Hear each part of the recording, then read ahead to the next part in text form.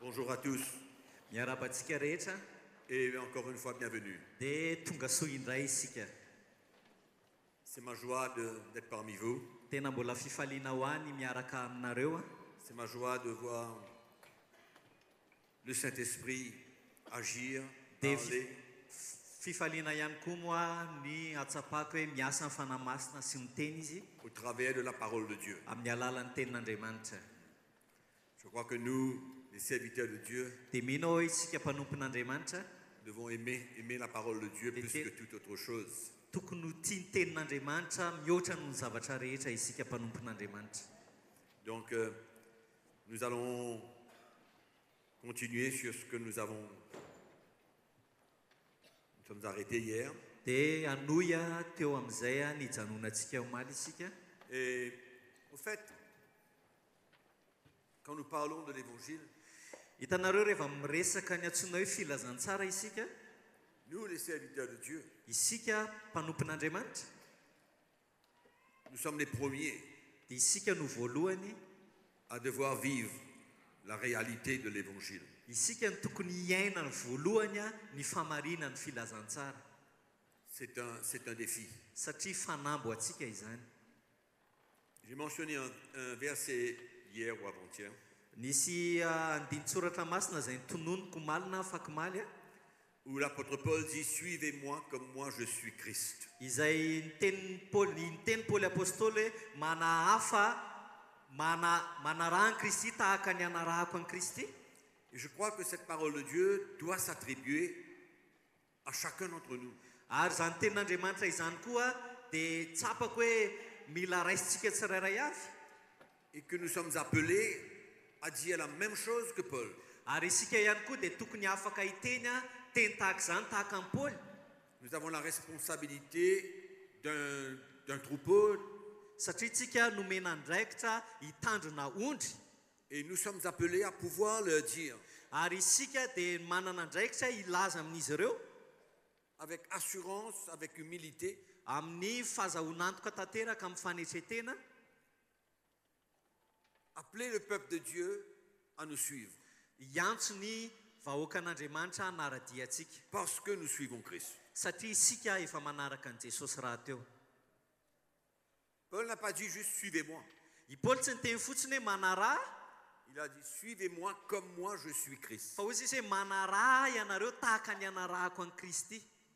C'est ça le vrai serviteur de Dieu. Izay ny tena antsoina hoe mpanompon'Andriamanitra tena C'est izy. ça notre appel, mes frères. Ary zay ny antsontsika rahalahy, C'est ça notre appel. zay ny antsontsika.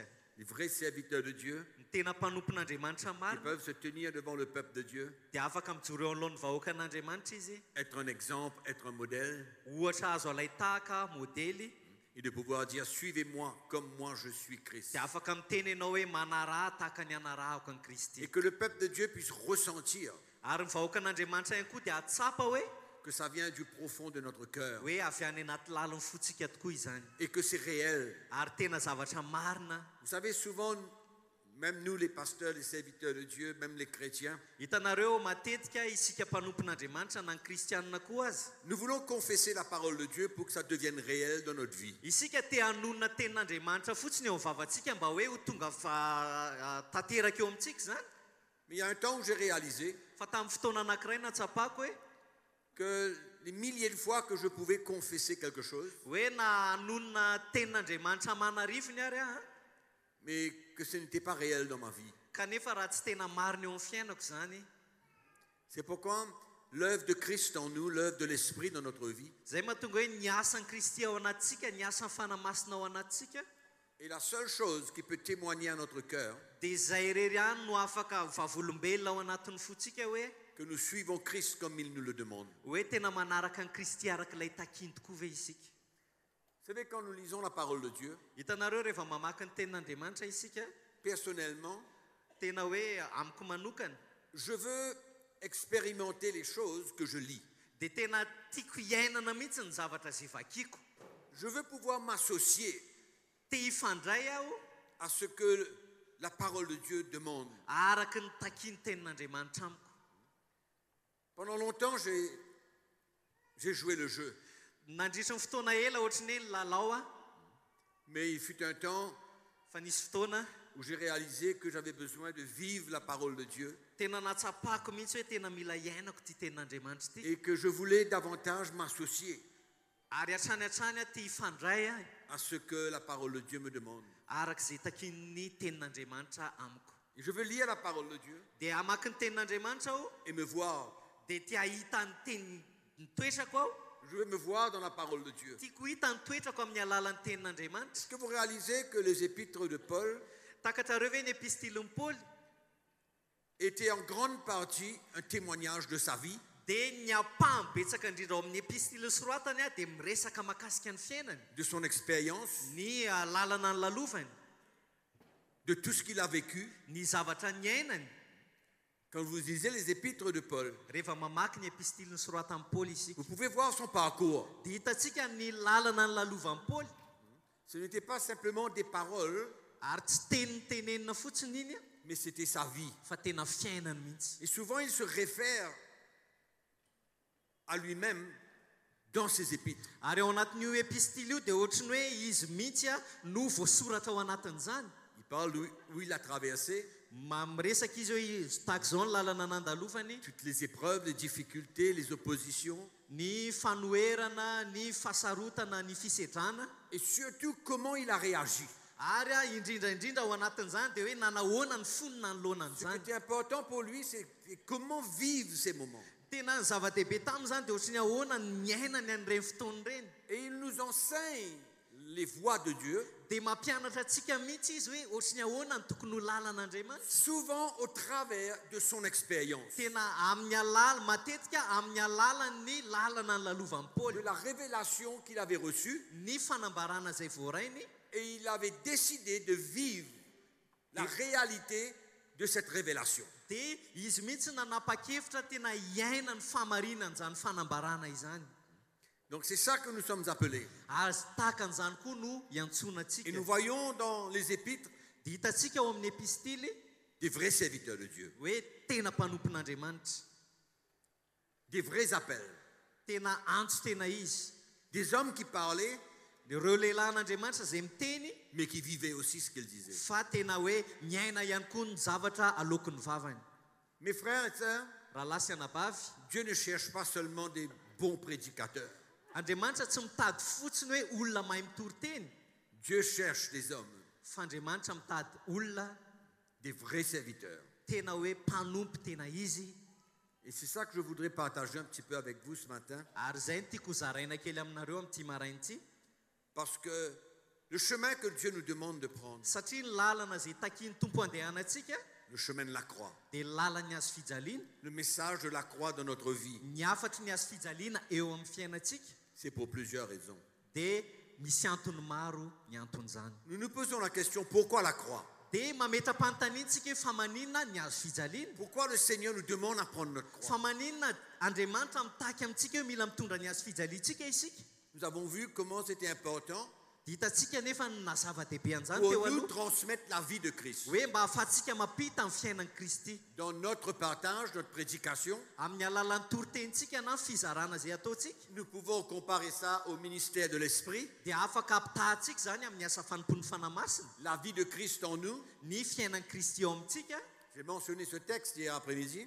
na malitolakandro dia nitononiko izay Se andininy trouve zay dans 2 Corinthiens chapitre 4, ao amin'ny korintianina faharotoko faefatra où Paul parle de son expérience, ses difficultés, ses épreuves.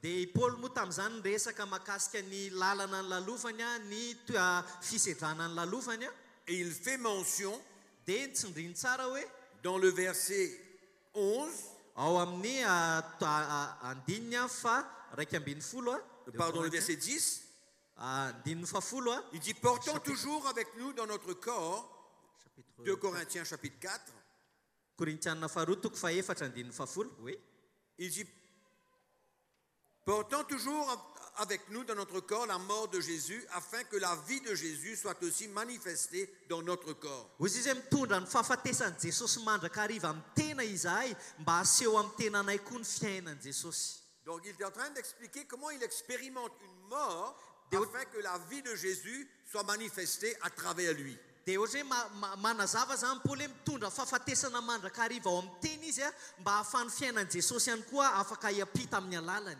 Nous ne sommes pas appelés à transmettre la lettre de la Bible. Tsika zany tsy nantsona ampita fotsiny a soratra zay voasoratra ao amin'ny Baiboly. Pas seulement des paroles. Tsy teny ao amin'ny vava fotsiny.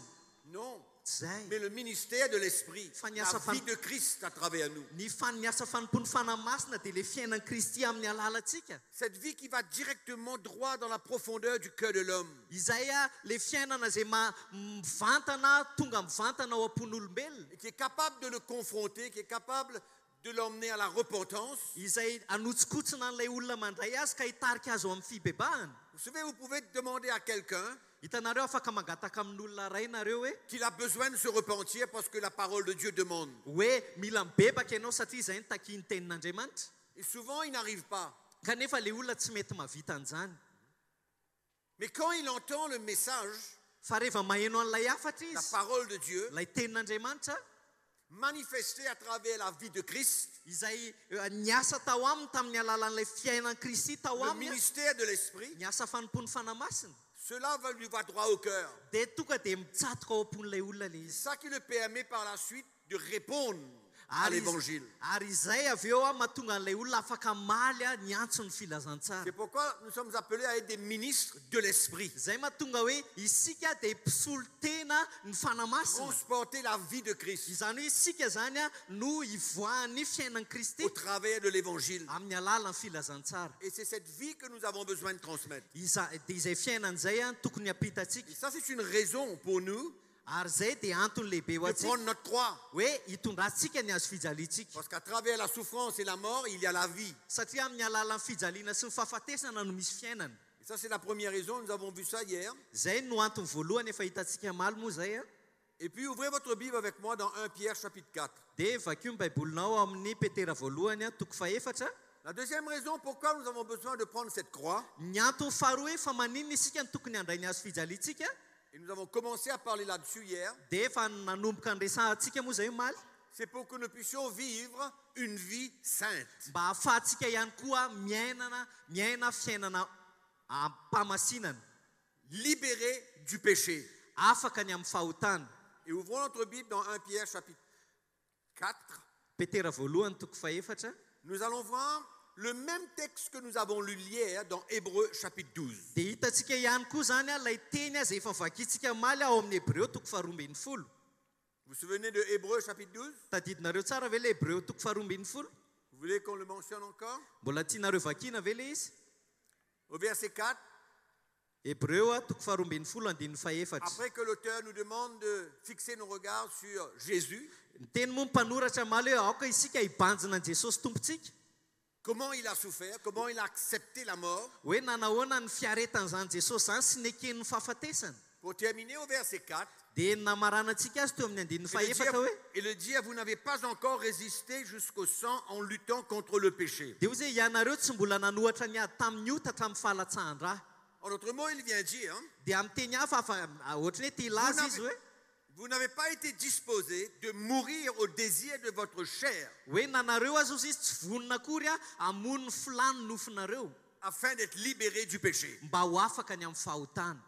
Donc, la croix pour nous, Dikan'izay zany ny hazo fijaliana ho antsika, prendre notre croix, zany hoe ny mandray ny hazo fijaliana est un moyen pour nous de vivre une vie sainte. dia fitaovana koa antsika ahafahantsika miaina fiainana mandeha amin'ny famasinana. Il a dit, vous n'avez pas été disposé de mourir au désir de votre chair. Ozy izy hoe ianareo aza tsy vonona akory a hamono a ny filany nofo a ao aminareo Pour être libéré du péché. mba ho afaka ny amin'ny fahotana. Il nous enseigne ici la victoire sur le péché. Eto zany izy dia efa mampianatra antsika ny fomba fandresena ny fahotana. Il y a besoin d'une mort. Misy tokony hisy fahafatesana tokony Il hitranga y a zany. besoin de cette mort au désir de la chair. Mila mitranga zany a zay fahafatesan'ny filana ara-nofo izay. C'est vrai que nous pouvons prier. Marina fa mety mivavaka tsika. Nous pouvons demander au Seigneur beaucoup de choses Afaka mangataka amin'ny tompo zavatra pour maro notre isika propre vie.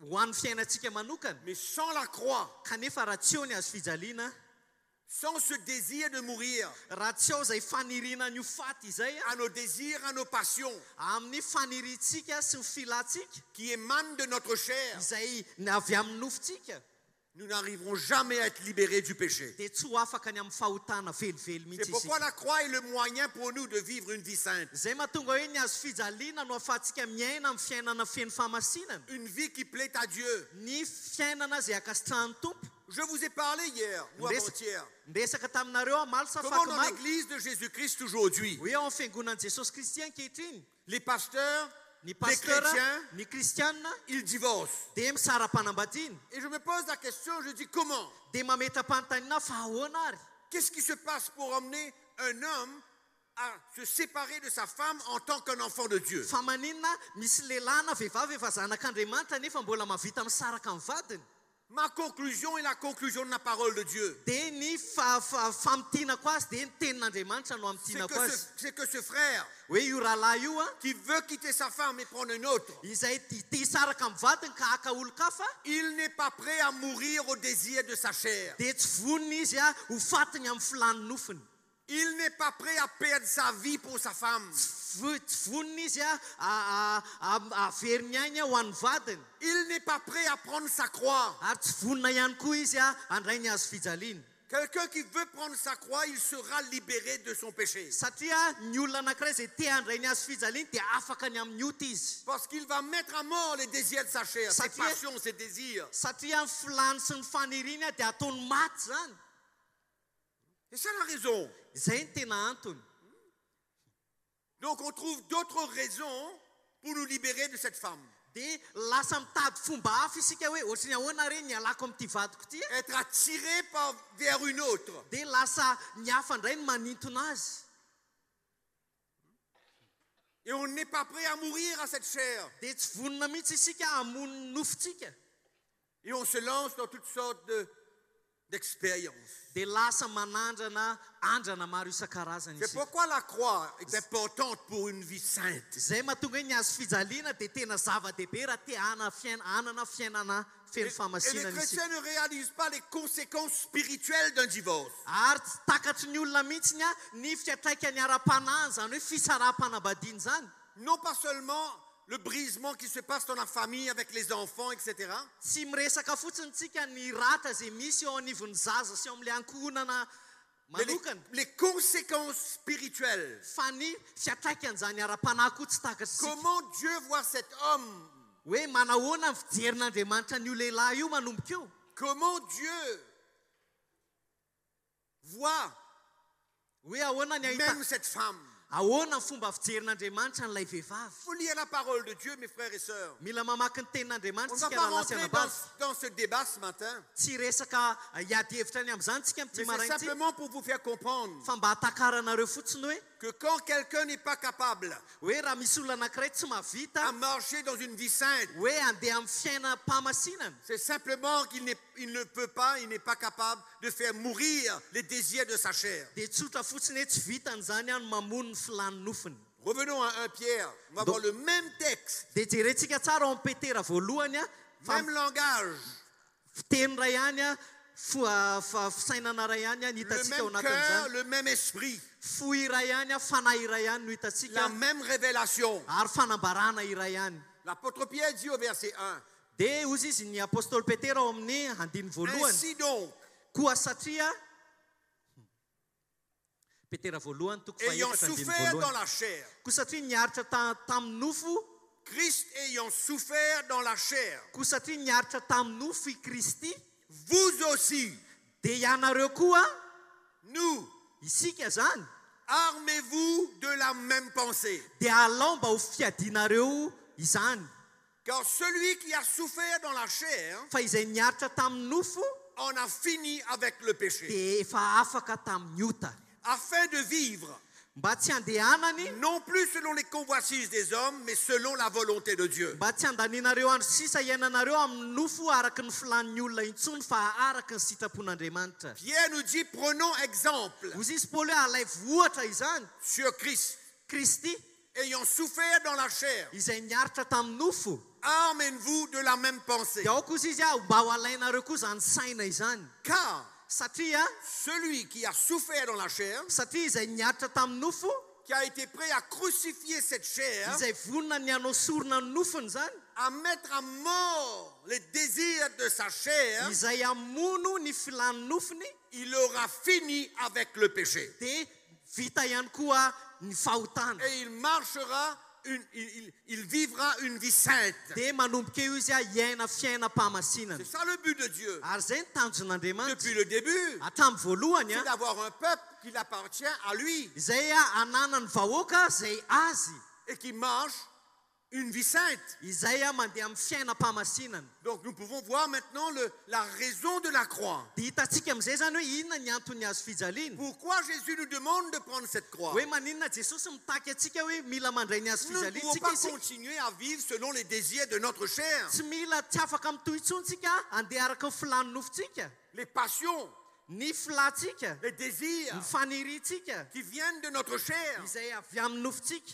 Nous avons lu hier efa mivakitsika maly zany que nous ne sommes pas redevables à la chair. isika tsy mpitosa amin'ny nofo Oui ou non? sa tsy zany Nous ne sommes pas redevables à la chair. tsy mpitosa amin'ny nofo intsony isika ozy izy Donc moi je comprends que la croix est importante dans ma vie. zany hoe tokony tsapaka zany hoe zava-dehibe eo amin'ny fiainako ny azo fijaliana La croix c'est la mort. satria ny azo fijaliana La dia mort à fahafatesana soi-même, ny la fahafatesan'ny mort au nofo désir de la chair. ary fahafatesan'ny Afin filany de nofo finir avec le péché. mba ahafahantsika ho tapitra ny amin'ny ota Cette souffrance que l'apôtre Pierre parle, ny fiaretana zay resan'ny apôstôly petera et cette souffrance sy ny que fiaretana l'auteur du livre des Hébreux parle, sy ny fiaretana zay resan'ny boky ny il hebreo parle de souffrir dans la chair. dia miresaka izy hoe miaritra amin'ny nofo Nous devons l'expérimenter. dia mila iainantsika ozy izy zany mila Nous devons andramantsika ressentir cette mort mila tsapatsika mihitsy zay fahafatesana zay pour nous permettre de vivre une vie droite. mba ahafahantsika miaina fiainana mahitsy C'est ça l'appel de Dieu. zay ny antson'andriamanitra Suivez-moi comme moi je suis Christ. manaraha tahaka ny anarahako an'i kristy Quelle était la vie de Paul? inona kay nanahoana ny fiainan'i paoly Comment Paul vivait? ohatry ny ahoana ny fomba fiainan'i paoly Il dit à Timothée, zao ny teniny tamin'ny timoty a tu as vu de près mon enseignement, ma vie, mes souffrances, mes persécutions. ianao izy izy nanaraka akaiky ny fiainako a ny fanenjehana ny fiaretako ny fahoriako Timothée était le témoin de la vie de Paul. ary timoty ny vavolombelony ny fiainan'i paoly a Tu as vu ma souffrance, hitanao tsara ny fahoriako mes persécutions? ny fanenjehany Tu as tout vu. hitan'ny timoty avokoa Mais zany il dit, mais le Seigneur m'a délivré de toutes ces choses. dia nefa izy ny teny hoe ny tompony nanafaka tamin'izany rehetra izany C'est pourquoi la croix zay mahatonga hoe ny azo fijaliana est essentielle dia tena zava-dehibe dans ma vie eo amin'ny fiainako si je veux finir avec le péché. raha tiako ho resy a eo amin'ny fiainako ny fahotana Je ne peux pas demeurer un chrétien charnel, tsy tokony toetra ho kristianina ranofo intsony aho mais je suis appelé à avoir la victoire sur le péché. fa nantsona aho andresy ny fahotana On termine ce texte du Des- chapitre 4 de Pierre, hiverina ihany tsika eo amin'ilay petera voalohany toko faefatra afin de vivre non plus selon les convoitises des hommes, mais selon la volonté de Dieu. mba tsy iainantsika intsony ozy izy a araka ny nofo araka ny filan'ny olona intsony fa araka ny sitrapon'andriamanitra Il fut un temps dans l'église chez nous nisy fotoana tany amin'ny fiangonana tany amin'nisy anay a où les chrétiens et tout le monde ny kristiana sy ny olona rehetra n'étions pas capables d'être libérés du péché. dia tsy navita mihitsy izy ireo a niala tamin'ny fahotana Parce que la croix ne faisait pas partie de notre message, de notre vie. satria tamin'izany azo fijaliana dia mbola tsy niraisinay teo amin'ny fiainanay a On essayait de combattre le péché par notre propre force. dia niezaka izay a andresy ny fahotana amin'ny herin'ny tenanay On aimait le Seigneur, dia ny tompo izay on tamin'izany voulait le suivre, dia hanaradia azy mais on izahay n'était pas capable. kanefa tsy resinay mihitsy Parce qu'on essayait par toutes sortes d'autres moyens satria nitady fomba maro izahay a pour essayer de se débarrasser de notre péché. mba hahafahanay miala amin'ny fahotanay Mais on n'arrivait pas. kanefa tsy nety vitanay Mais c'est pourquoi le message de la croix, ka zay ny antony hoe niafatry ny quand cela est azofijaliana venu dans notre vie, dans notre cœur, dans notre église, rehefa tonga ao am-piangonantsika zany ao amin'ny fiainantsika ao am-potsika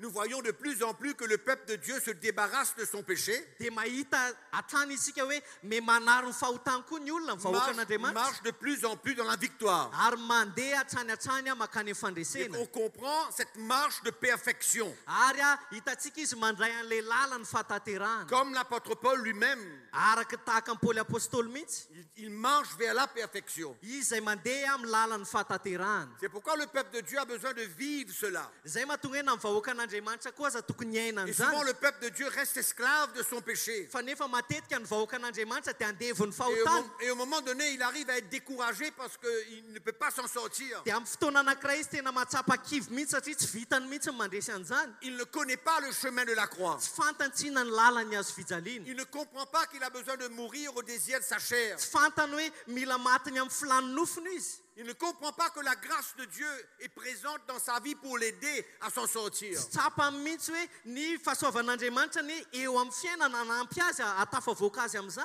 Mais quand le message de la croix devient une partie de notre vie, fa rehefa niafatry ny azo fijaliana tonga eo amin'ny fiainantsika nous arrivons à marcher de plus en plus une vie sainte. dia lasa mandeha tsy kelikely isika makany amin'ny Le Seigneur fiainam-pahamasinana nous libère de notre esclavage. dia manafaka antsika amin'ny fanandevozana ny Nous tompo laissons derrière nous les choses qui nous gardaient esclaves. dia lasa velantsika aneriana zay zavatra niazona antsika ho andevo Ça fait mal. marary zany a C'est une souffrance. tena fiaretany C'est zany une a mort. fahafatesany zany a Mais il n'y a fa pas d'autre chemin. fa nefa tsisy lalana afaka ohatran'izay Nous avons vu Hébreux chapitre 4, 1 Pierre chapitre 4, pardon, Hébreux chapitre 12, 1 Pierre chapitre 4. hitantsika tsara zany ao amin'ny hebreo toko faharoambin'ny folo sy ny petera voalohany toko faefatra Le même enseignement, fampianarana iray la ihany même révélation. fanabarana iray ihany Et qu'est-ce que nous allons faire avec? dia inona ary no ampiasaintsika Moi, an'izany j'ai compris dans mon cœur fa za natakatra tao qu'il apoko n'y avait pas d'autre moyen pour moi d'être libéré du péché. hoe tsisy fomba hafa eto amiko afako miala amin'ny fahotana Donc, la croix, dikan'izay ny azo fijaliana c'est pour nous, serviteurs de Dieu et Ouais. le peuple de Dieu, ho antsika mpanompon'andriamanitra aloha sy ny de vahoaka pouvoir servir an'andriamanitra le Seigneur avec sa vie. hoe mba ahafahantsika manompo ny tompo amin'ny fiainantsika Je vous rappelle le texte de l'apôtre Paul. tsarotsika tsara ny soratry paoly apôstôly a Il a dit, j'ai été crucifié avec Christ. ozy izy hoe niara-nombona tamin'ny kristy aho Ce n'est plus moi qui vis, ary tsy izao intsony no mais c'est velona Christ qui vit en moi. fa i kristy no velona ato amiko Je transporte sa vie. lasa mitondra ny fiainany aho Et dans 2 Corinthiens chapitre 4, que nous avons commencé à lire, nous allons lire la fin de ce texte. ao reo amin'ny korintianina faharoa toko faefatra dia ho faranantsika ny andinin'izay a Nous avons lu jusqu'au verset 11. dia vakitsika hatreo amin'ny andininy faraiky ambin'ny folo a Vous vous rappelez?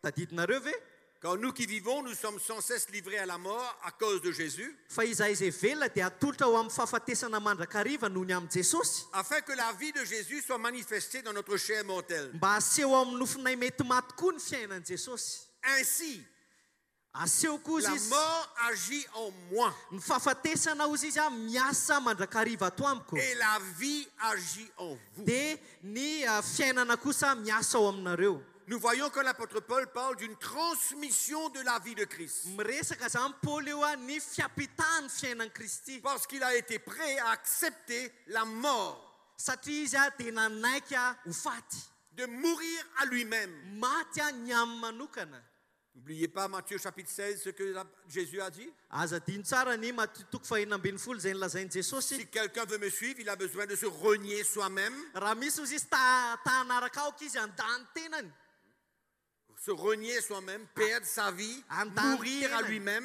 ho fatiny aminy zany pour la vie. mba ahazo fiainana avy eo Donc il y a non seulement une transmission de vie pour servir le Seigneur, zany hoe raha tsy hoe vitany hoe misy fampitahana fiainana fotsiny hanompoana ny tompo mais il y a la possibilité aussi de vivre une vie propre, une vie sainte, fa ihany koa afaka miaina amin'ny fiainana madio a ampamasinana débarrassée du péché afaka ny amin'ny fahotana qui nous enveloppe si facilement. izay mora mahazo atsika ozy izy Cette chair qui veut nous dominer. nylay nofo a zay tea anjakazaka eo amintsika Ouvrez avec moi le livre des Galates chapitre 5. ndao tsika maka ny galatianina toko fadimy Galates chapitre 5. galatianina toko fadimy Nous allons lire le verset 19. andininy fasivy ambin'ny folo Paul parle des œuvres de la chair. Miresaka momba ny asan'ny nofo i Paoly eto. Les œuvres, Ny asa, les passions, lay filana, les désirs lay faniriana qui émanent de notre chair. izay avy amin'ny nofontsika.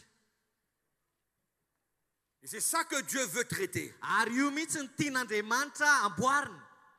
Il nous donne le chemin. Ary mampiseho antsika lalana izy. Le chemin pour traiter cela, c'est le chemin de la mort. Dia ny lalana fahantompo manamboatra an'izany dia lalan'ny fahafatesana ihany. C'est de mourir à ces désirs-là. Zany hoe mila maty amin'io nofo io zany, Donc amin'io Paul dit, faniriana io. or les œuvres de la chair sont évidentes. Dia hozy izy Paoly hoe fa miharihary ny asan'ny nofo. Les œuvres de la chair sont évidentes. Fa miharihary hozy izy ny asan'ny nofo. La débauche, Fitsangatsangana, c'est pas un mauvais esprit. tsy fanaratsy akory zany a. L'impureté, Ny falotona, c'est pas un démon. ary tsy dia voly zany. Le dérèglement, Ny fijejejona, l'idolâtrie, ny fanompontsampy, la magie, ny fanaovanody, les rivalités, fandrafiana, les querelles, fifandirana adilà, les jalousies, adilà, fiafinafonana, les animosités, fifampiandaniana, les disputes, fitsarana, les divisions, fitokonana, les sectes, fialonana, l'envie, filalaovandratsy, fahamamona, Ivroirie. fahamamona, les excès de table filalaovandratsy. et les choses semblables. Zary ny toy izany ihany koa, tsy mifanaraka moa. C'est-à-dire qu'il y a une liste presque interminable Zany hoe misy lista zany ao a tsy mety tapitra. des œuvres de notre chair. Ny makasika ny Que la chair nous demande de faire hoe inona ny zavatra nitaky nofo a ataotsika en tant que chrétien. amin'ny maha-kristianina atsika. C'est pas le démon, Tsy dia voly nefa io. c'est pas les mauvais esprits qui, en moi qui me demandent de faire ces choses-là. Tsy lay fanahy ratsy ato amiko no mitaky aho hoe anao an'ireo a. C'est ma chair, Fa ny nofoko no mitaky azy. les œuvres de ma chair. Lay asan'ny nofo. Et Paul a une longue liste. Dia Paoly a manana lista lava be. Et au verset 24, qu'est-ce qu'il vient dire? Dia inona am'izay ny teneny eo amin'ny andininy Pour faefatra ceux qui sont amby en Christ, fa izay any Kristy Jesosy. c'est-à-dire vous et moi, Dikan'izay izaho sy ianao. tous les chrétiens, Kristianina rehetra. qu'est-ce qu'il dit? Dia inona ny teneniny? Il dit ceux qui sont à Jésus-Christ Fa izay any Kristy Jesosy ont crucifié, mis à mort la chair avec ses passions et ses désirs. dia efa nanombo ny nofony mba ny faniriny sy ny filany tamin'ny azo fijaliana. Amen. Amen. C'est la croix que nous portons. Zay zany lay azo fijaliana entitsika. Il y a des chrétiens qui viennent me voir Misy kristianina tonga eto amiko et qui me disent, frère, dia miteny amiko hoe rahalahy, ou bien une sœur qui vient me voir me dire, na misy anabavy miresaka amiko hoe mon mari est jaloux de moi. mialina be ny amiko a ny vadiko, saro-piaro. Mon mari a un mauvais caractère. Tena ratsy fanahy ny vadiko, ratsy toetra. Quelle est la description de tout ça? Dia inona no amaritatsika an'izany rehetra zany? Quelle est la description de tout ça? Inona ary a no ahafahantsika mamaritra an'izany rehetra zany? On vient de le lire. Dia efa mivomivakitsika teo. Que ce soit les disputes, que ce soit les querelles, que ce soit la jalousie, que ce soit toutes ces manifestations charnelles. Na ny adilà ozy izy, na ny fiafinafonana, na ny fiadiana, dia asan'ny nofo avokoa zany. Et c'est à ces choses que nous avons besoin de mettre à mort. Ary a ireo zavatra ireo a no tokony hovonotsika ho faty. Combien de fois Impiry ary nous résistons à l'Esprit de Dieu no anoerantsika ny fanahin'Andriamanitra parce que notre chair ne veut pas mourir. satria tsy te hamono nofontsika Et que isika. nous ne sommes pas prêts à faire mourir cette chair. Ary tsy vonona mihitsika ny hamono ny ara-nofontsika. Et dans ce même chapitre des Galates, l'apôtre Paul parle de Aria- l'expérience du chrétien. Ary ao amin'io a toko a zay resan'ny Galatiana io a dia miresaka Paoly a ny fiainana nandalova manoloana an'izany ho an'ny kristianina. Si vous lisez avec moi le verset précédent, Dia rehefa mamakytsika ny andininy ao alohany io a, au verset 17, il dit, dia zao no lazainy ao amin'ny andininy fa 17. la chair a des désirs contraires à ceux de l'esprit. Fa ny nofo manohatra ny fanahy. C'est-à-dire que l'Esprit de Dieu veut me conduire dans une direction, ma chair veut me conduire à l'opposé. Zany hoe fanahin'Andriamanitra te hitarika aminy ty lalana ity, fa ny nofo kosa te hitarika aminy lalana hafa. L'Esprit de Dieu me demande de me repentir vis-à-vis de ma femme parce que je l'ai blessée. Ny fanan'Andriamanitra mitarika ahy hoe mibeba ny vadinao mifona ny vadinao satria nandratra ny fony vadinao ianao. Mon orgueil me dit non, tu n'as pas besoin. Fa ny avinaviko a miteny amiko hoe tsy mila manao an'izany ianao. Ma chair me dit non, c'est pas nécessaire parce que c'est pas grave finalement. Dia ny nofoko milaza amiko hoe tsy mila atao zany satria tsy tena grave le izy. Et on peut avoir des exemples comme ça tout le long de notre journée et tout le long de notre vie. Dia afaka mahita ohatra tahaka izany tsika eo amin'ny fiainantsika andavanandro sy eo amin'ny fiainantsika manontolo. C'est comme ça que les chrétiens, aujourd'hui, et même beaucoup de pasteurs, ne se repentent jamais. Zay mahatonga hoe betsaka ny kristianina ankehitriny na pasteur ihany koa aza tsy mety mibebaka ankehitriny. Parce que la repentance est une mort. Satria ny fibebahana dia midika fahafatesana. C'est de mourir à soi-même dans ce moment. Maty ny aminao ianao amin'iny fotoana iny. Nous avons besoin de te tenir devant cette personne Hoe mila mijoro eo anoloan'ny olona io ianao a. et de se repentir vis-à-vis d'elle. Dia mila mibebaka amin'ilay olona. La chair veut se justifier, Fa ny nofo te hanamartena foana. mais la croix nous emmène à mourir. Fa ny hazo fijaliana kosa mitarika antsika ho faty. On va toujours trouver une bonne raison pour s'en sortir. Dia mahita antony foantsika mba hivoahantsika ao. Mais Paul dit quoi? Fa inona ny tenenin'ny Paoly? Ceux qui sont à Jésus-Christ Izay an Jesosy Kristy crucifient la chair avec ses désirs et ses passions. dia efa nanompo ny nofo mba amin'ny filany teo amin'ny hazo fijaliana. Dans l'église aujourd'hui, il n'y a presque plus de repentance. On passe sur tout. Eo anivon'ny fiangonana ankehitriny tsy misy tsony zany fibebahana zany fa ohatrany hoe hodiana tsy hita foana. Moi, j'ai appris Fa za tena et je nianatra. continue à apprendre Dia mbola mianatra hatrany à me ankehitriny. repentir vis-à-vis de ma femme, vis-à-vis de mes frères, vis-à-vis de quelqu'un. Mianatra mifona amin'ny vadiko a na amin'ny rahalahiko a na amin'ny olona anankiray. Je sais quand ma chair a pris le dessus. Dia fantatro mihitsy hoe rehefa miakatra ny ara-nofoko. Je sais quand l'opportunité m'a été donnée, je n'ai pas été prêt à mourir à ma demande de cette chair. Fantatro mihitsy hoe tamin'ny fotoana anankiray a ny zavatra nitakina tamiko a dia nefa za tsy vonona ny hamono ilay filany nofo. Et par exemple, je blesse ma femme. Ohatra zany hoe nandratra ny fony vadiko aho. Je lui balance n'importe quoi parce que, à cause de mon caractère ou ma colère. Ohatra hoe teneniko zavatra tamiko izy a satria tezitra ohatra. Et puis je pars. Dia avy eo alasa. Et je me dis, ah ben le temps va faire son œuvre. Dia avy eo aho miteny fotsiny amin'ny fotoana manova zavatra. Le temps peut faire son œuvre, mais je n'ai rien gagné. Ny fotoana afaka hanova zavatra fa tsisy tombony azoko mihitsy tao anatiny. Le temps pourra faire son œuvre, mais je reste toujours esclave de ma chair. Ny fotoana afaka hanova zavatra fa za mbola andevo mifahotako ihany. Parce que je n'étais pas prêt à mourir, Satria tsy vonona ny ho faty. à m'humilier, Anetsy teny. à me laisser briser par le Seigneur. Anaiko torotoro'ny tompo. Pas prêt. Tsy vonona aho. Mon orgueil. Satria ny avinaviko. C'est difficile pour un homme de repentir, de se repentir devant sa femme et demander pardon. Mafy ho an'ny lehilahy zany hoe Sincèrement. anetsy teny eo anatrehany vehivavy ka hiteny hoe mifona mifono manontolo. Difficile. Tena mafy. Ça brise à l'intérieur de nous. Satria tena manorotorony amintsika manontolo zany. Moi, je me souviens, il y avait des fois, Saroko j'avais besoin tsara. de me repentir envers ma femme. Nisy fotoana tokony hifona tamin'ny vadiko a. Et vous allez pour vous repentir et puis vous arrêtez. Vous connaissez ça? Dia enao zany ohatrany hoe te handroso hoe misy mitarika anao ihany hifona dia eo ihany ianao. Hainareo tsara angamba lesy. Vous allez pour faire mourir cette chair-là. Enao zany eo andalan'ilay hamono an'ilay nofo mihitsy. Pour permettre au Seigneur de vous briser. Mba hamelan'ny tompo hanorotoro anao hiasa ao anatinao. Faut vraiment s'humilier dans ce moment. Dia tena hoe mila manetsy teny ianao amin'ny fotoana iny. Vous faites le tour même. Dia ianao miloza anao Vous mihodinkodina allez fotsiny. et puis vous repartez. Dia miverina indray ianao dia Allez mivezivezy. venir, allez venir. Mivezivezy ianao zany. Combat Tena tolona. pour faire mourir cette chair avec ses désirs et ses passions. Mba hafahana mamona ilay nofo sy ny faniriany mba amin'ny filany. Et si je l'attends, le temps pour faire son œuvre, je n'aurai rien gagné spirituellement. Ary raha avelako ny fotoana nanova zavatra dia tsy misy zavatra tombony azoko avy amin'ny fanamasina mihitsy. Je ne serai jamais libéré Dia tsy ho afaka mihitsy aho. de mon orgueil qui m'empêche à m'humilier. Tsy ho afaka amin'ilay avinaviko mihitsy aho izay manakana anahy tsy hanetsy teny. ouvrez un coup votre Bible avec moi dans 2 Corinthiens chapitre 7. Vakitsika ao amin'ny Korintianina faharoa toko fafito. Nous allons lire le verset 8. Dia vakitsika ny andininy fahavalo. Vous connaissez l'histoire qui s'est passée dans l'église de Corinthe?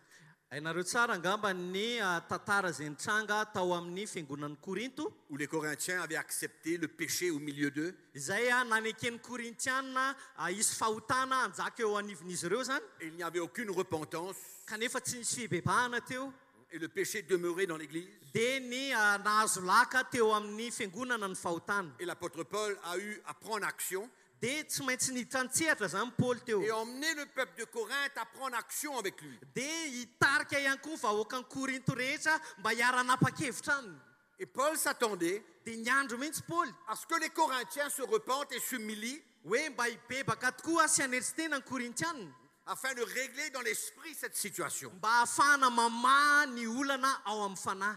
Et au verset 8, il dit: Dia eo amin'ny andininy fahavalo dia hoy izy hoe, quoique je vous ai attristé par ma lettre, je ne m'en repens pas. hozy izy efa na dia mampalahelo anareo tamin'ny epistily azy aho dia tsy manenina intsony. Et si je m'en suis repenti, car je vois que cette lettre vous a attristé, bien que momentanément. Na dia efa nanenina ihany aza teo fa fantatra fa efa nampalahelo anareo zany epistily zany kanefa vetivety ihany. Je me réjouis à cette heure, Tena mifaly kosa aho ankehitriny, non pas de ce que vous avez été attristé, nefa tsy noho ny nampahalelovana anareo, mais de ce que votre tristesse vous a porté à la repentance. fa noho ny nampahalelovana anareo mba hibebaka. Car vous avez été attristé selon Dieu. Fa nampahelovana araka an'Andriamanitra ianareo.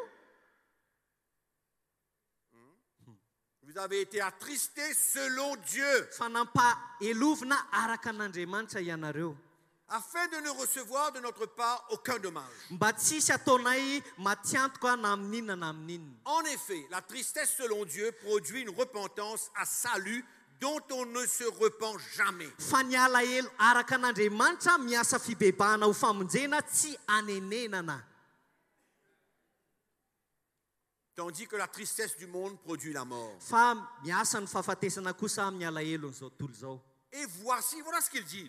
Dia zao amin'izay ny teneniny hoe, Et voici cette même tristesse selon Dieu fa indro izay nampahalelovana araka an'Andriamanitra, que la repentance a produit. izay nahatonga fibebahana zany, Quel empressement n'a-t-elle pas produit en vous? dia nahatonga fahazotona manao ahoana teo aminareo ary. Quelle justification, quelle indignation, quelle crainte, quel désir ardent, quel zèle, quelle punition. Eny fialantsiny manahoana, fatezerana manahoana, fatahorana manahoana, faniriana manahoana, zotom-po manahoana, familiana ratsy natao manahoana.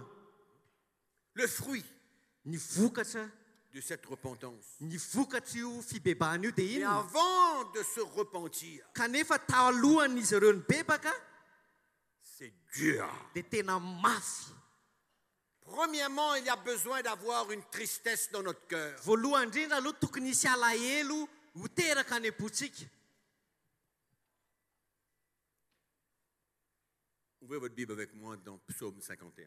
Vakeo ny baibolinao amin'ny salamo fa 1:10.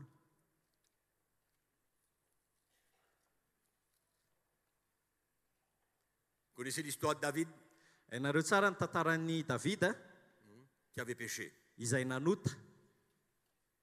Et David, Dia Davida il y a tout un psaume de sa part dia nanoratra salamo maro avy amin'ny alalany zany concernant la repentance mahakasika ny fibebahana et l'attitude de cœur qui a pris place en lui. sy ny toe-poa azo ny atao arinan'izay. Je vais lire seulement le verset 18 et 19. Dia vakitsika fotsiny andininy fahavalo ambin'ny folo sy ny fahasivy ambin'ny folo. David dit au Seigneur, si tu avais voulu le sacrifice, je t'en aurais offert. Mais tu ne prends point plaisir aux holocaustes. Dia hozy izy efa manova soa amin'ny ziona araka ny fahasoavanao. Non, c'est pas pareil. 16. Fa ny fanatitra no sitraka ao raha tsy izany dia nomeko ihany ny fanatitra hodorana tsy mahafaly anao. Ny fanatitra ho an'Andriamanitra dia fanahy torotoro ny fotorotoro sy mangorakoraka. Les sacrifices qui sont acceptables ou agréables à Dieu, c'est un esprit brisé. Ozy izy hoe ny fanatitra ho an'Andriamanitra ozy izy dia fotorotoro sy fanahy mangorakoraka. Vous savez, David, il était toujours sous l'ancienne alliance. Hitanareo i Davida dia tany amin'ny testamenta taloha, tany amin'ny fanekena taloha. Mais cette expérience de repentance Fa io fiainana nandalovana io dia ny fibebahany zany. lui a fait comprendre que ce que Dieu désirait, Hoe nahatakarany hoe inona tokoa ny zavatra takian'Andriamanitra. c'était un esprit brisé, contrit et humble. Dia ozy izy hoe fotorotoro sy mangorakoraka sy manetry teny. Et c'est cela que nous, les serviteurs de Dieu, nous avons besoin de porter en nous. Ary izay ihany koa tokony ho entintsika mpanompon'Andriamanitra ao amintsika. Et la croix Ary ny hazo fijaliana est l'élément dia singa pour emmener mba hitondra ce genre de cœur en nous. io toe-po io ao amintsika. Et David dit, Dia ozy izy les Davida hoe sacrifices qui sont agréables à Dieu, c'est un esprit brisé. Ô Dieu, tu ne dédaignes pas un cœur brisé et contrit. ny fanatitra ho an'Andriamanitra dia fanahy torotoro, ny fo torotoro sy mangorakoraka. Andriamanitra tsy mba ataonao tsinotsinona. Abattu. Tena resy. Il y a un chagrin, il y a une tristesse. Tena nisy alahelo zany. Un cœur repentant, un cœur humilié. Foa tena bebaka, fo manetry teny. C'est ça qui produit Ary izay no la miteraka vie en nous fiainana ao amintsika. et qui nous débarrasse de notre péché, Ary manala atsika amin'ny qui fahotatsika. nous débarrasse Izay manafaka atsika de tout l'esclavage qui nous garde encore na inona na captifs. inona fanandevozana izay mety mbola mamatotra atsika. Le Dieu cherche des hommes, des vrais serviteurs de Dieu. Andriamanitra dia tena mitady mpanompo tena izy. Des prédicateurs, des Mpanompon'Andriamanitra gens qui ont beaucoup de mpitory-teny. charisme et de talent. Ny mpitory-teny izay manana talenta sy fahaiza-manao On peut avoir beaucoup. mety ahita an'izany betsaka Mais isika. dans ces derniers jours que nous vivons sur cette terre, Fa ao anatin'izao andro farany ny ainatsika ty ambony tany Dieu est à la zao recherche des vrais serviteurs de Dieu dia Andriamanitra tena mitady mpanompo tena izy qui portent le cœur du Seigneur, izay mitondra ny fon'Andriamanitra, qui savent ce que c'est izay mahafantatra tokoa que d'être brisé, hoe ohatry ny ahoana zany torotoro que de zany. porter un cœur contrit et humble. Manana foa mangorakoraka sy manetry teny. Le brisement de Dieu est nécessaire. Satria ilaitsika tokoa ny Le fanorotoroan'Andriamanitra. châtiment de Dieu est nécessaire. Ny famaizan'Andriamanitra ilaitsika zany. C'est ça qui nous fait devenir des vrais fils. Ary zay no ahatonga atsika ho tonga zanaka lahy tokoa. Et celui qui fuit le châtiment de Dieu et Allez. le brisement de Dieu, Ary izay mandositra ny famaizan'Andriamanitra sy ny fanorotoroan'Andriamanitra l'auteur du livre des Hébreux nous dit qu'il est un enfant illégitime. dia ozy izy ny baiboly hoe zanaka natsangana izy, zaza sary, Illégitime, c'est pas digne. tsy tena avy amin'Andriamanitra zany izy, zaza sary. C'est ça l'appel de Dieu aujourd'hui. Zay ny antson'Andriamanitra ankehitriny, Les serviteurs de Dieu isika mpanompon'Andriamanitra qui sortent d'un état pour entrer dans un autre état d'esprit. izay miala ao amin'ny toetra anankiray makany amin'ny toe-panahy anankiray. Pendant des années, j'ai vécu avec ma femme Za fotoana maro ny arahako ny aina tamin'ny vadiko sans jamais pouvoir me repentir, fa ni tsy m'humilier, ni briser mon cœur. tsy nanorotoro ny foko mihitsy, tsy nanetry tena mihitsy aho, C'était toujours trop difficile pour moi. satria tena mafy tamiko foana izany. Je ne voulais pas ce brisement. Ary tsy tiako mihitsy hitrangy eto amiko izany fanorotoroana izany. Mais quand j'ai compris que c'était la solution pour ma vie, Kanefa rehefa takatra hoe zay ny vahaolana eto amin'ny fiainako, pour marcher d'une vie sainte, mba ahafahako mandeha amin'ny fiainam-pahamasinana, pour transmettre la vie de Jésus dans le ministère, mba ahafahako mampita ny fiainan'i Jesosy eo amin'ny asa fanompoana, pour être un vrai serviteur de Dieu, mba ho tonga mpanompon'Andriamanitra tokoa, un exemple et un modèle pour le peuple de Dieu. ohatra azo alay tahaka sy modely ho an'ny vahoaka J'ai an'Andriamanitra. compris que Dieu avait besoin de me former, de me briser. Dia takatra amin'izay mila amboarin'Andriamanitra sy torotoroan'Andriamanitra aho. Et ça me rappelle Dia mampatsiaro comment anahy, Dieu a parlé à Jérémie le prophète. dia ohatra mampatsiaro anahy fomba andresan'Andriamanitra tamin'ny Jeremia mpaminany. Chapitre 18, Jeremia toko fa 20. Vous savez, quand j'ai appris Hitanareo tamin'izany nianatra le prix que j'avais besoin de payer pour être un vrai serviteur de Dieu, hoe misy vidiny tokony alohako mba tena tonga na ho mpanompon'Andriamanitra tena izy. j'ai servi le Seigneur pendant plus d'une dizaine d'années sans savoir que j'avais besoin de prendre ma croix. Efa 10 taona any nanompoko ny tompo tamin'izany a, zay tsy fantatra koa hoe mila mandray ny azo fijaliako aho. Et je crois que je vous ai dit ça. Efa teneniko taminareo zany. Ces 12 et 10 premières années de mon ministère, Tao le anatin'ny ministère de Dieu roa m'appelle, mbe folo taona tao anatin'ny asa fanompoana zany, tao ont été anatin'ny les plus antson'Andriamanitra. durs de ma vie. Izay tena 12 taona mafy indrindra teo amin'ny fiainako.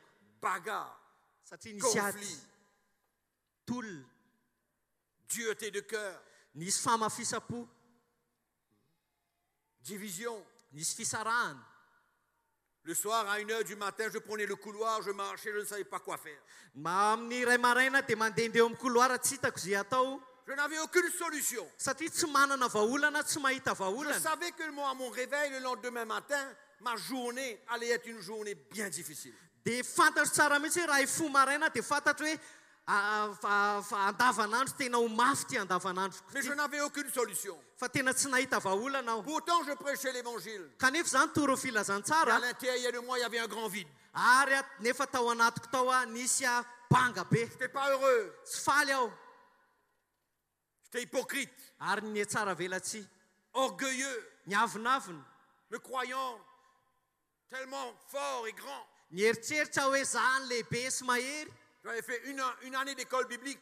Nianatra baiboly herintaona aho. J'avais un diplôme, Nanana diplôma. révérend, Révérend tamin'izany. un révérend fatigué, Satria nefa révérend reraka. un révérend abîmé comme tout, Révérend zay potika simba. sans solution, Tsy mahita vahaolana. vivant dans la crainte Izay miaina ao anatin'ny tahotra. du lendemain. Tahotra ny ampitso. Qu'est-ce qu'allait se passer demain Hoe inona ny zavatra hitranga ara-pitso. dans la maison? Ao an-trano. Conflit, bagarre, Miady ao dispute. an-trano, famaly. Ne dormez pas. Tsy mahita tory. Sans solution. Tsy mahita vahaolana.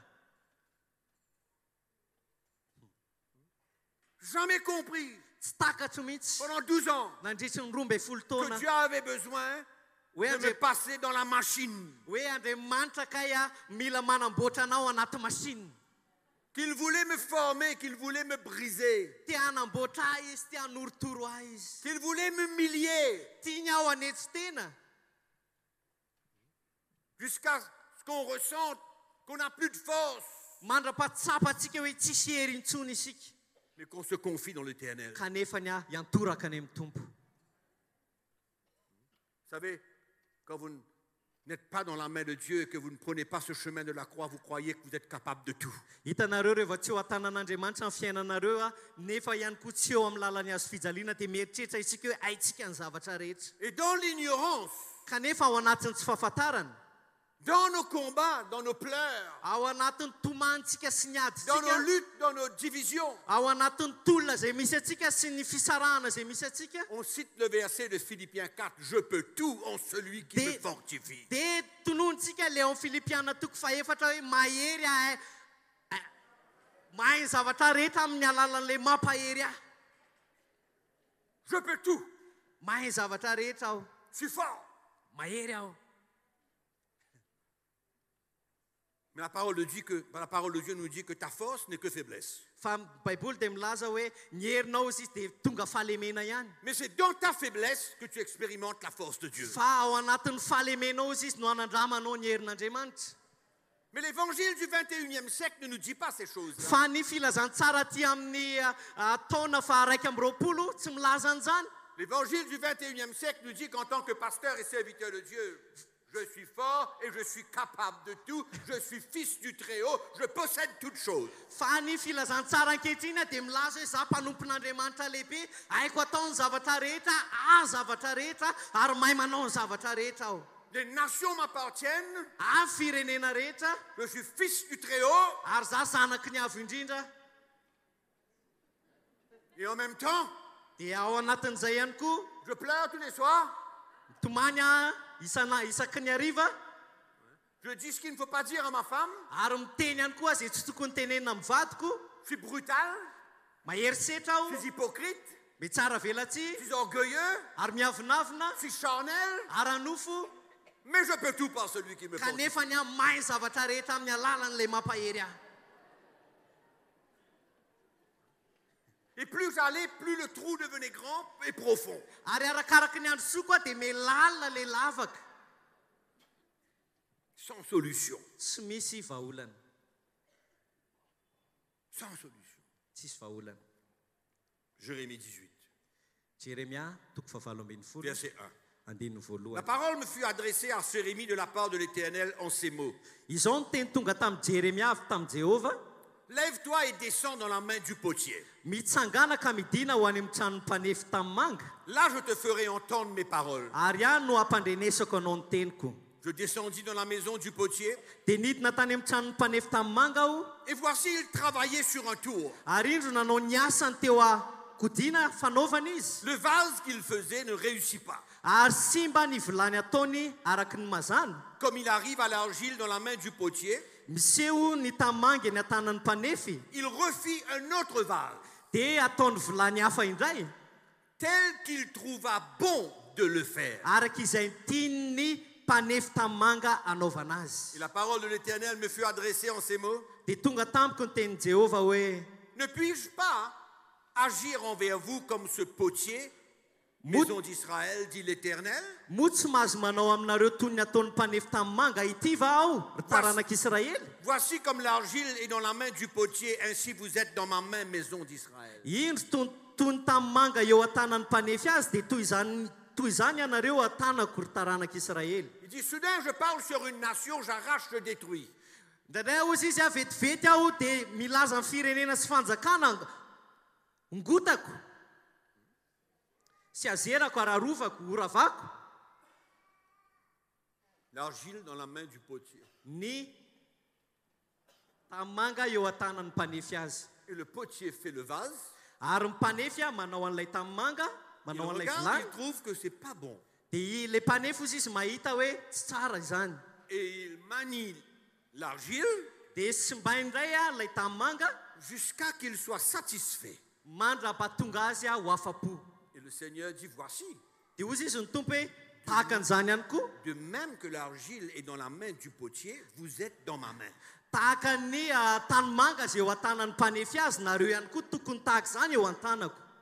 En d'autres mots, je désire vous briser, je désire vous former, Ohatra miteny izy hoe tiako ianao amboarina, tiako ianao tefena, afin que vous parveniez à l'image de mon fils. mba hahatonga anareo hanahaka ny endriky ny zanako. Un homme fait, Le olona à voavoatra, l'état d'homme fait, fait veut dire construit, fini, mature. olona voavoatra zany izay midika hoe olona voamboatra tsara, matotra, À l'image de celui qui l'a créé, araky ny endriky ilay namorona azy, à l'image de Christ. araky ny endriky Kristy. C'est ça sa vie en nous. Ary izay ny fiainany ao amintsika.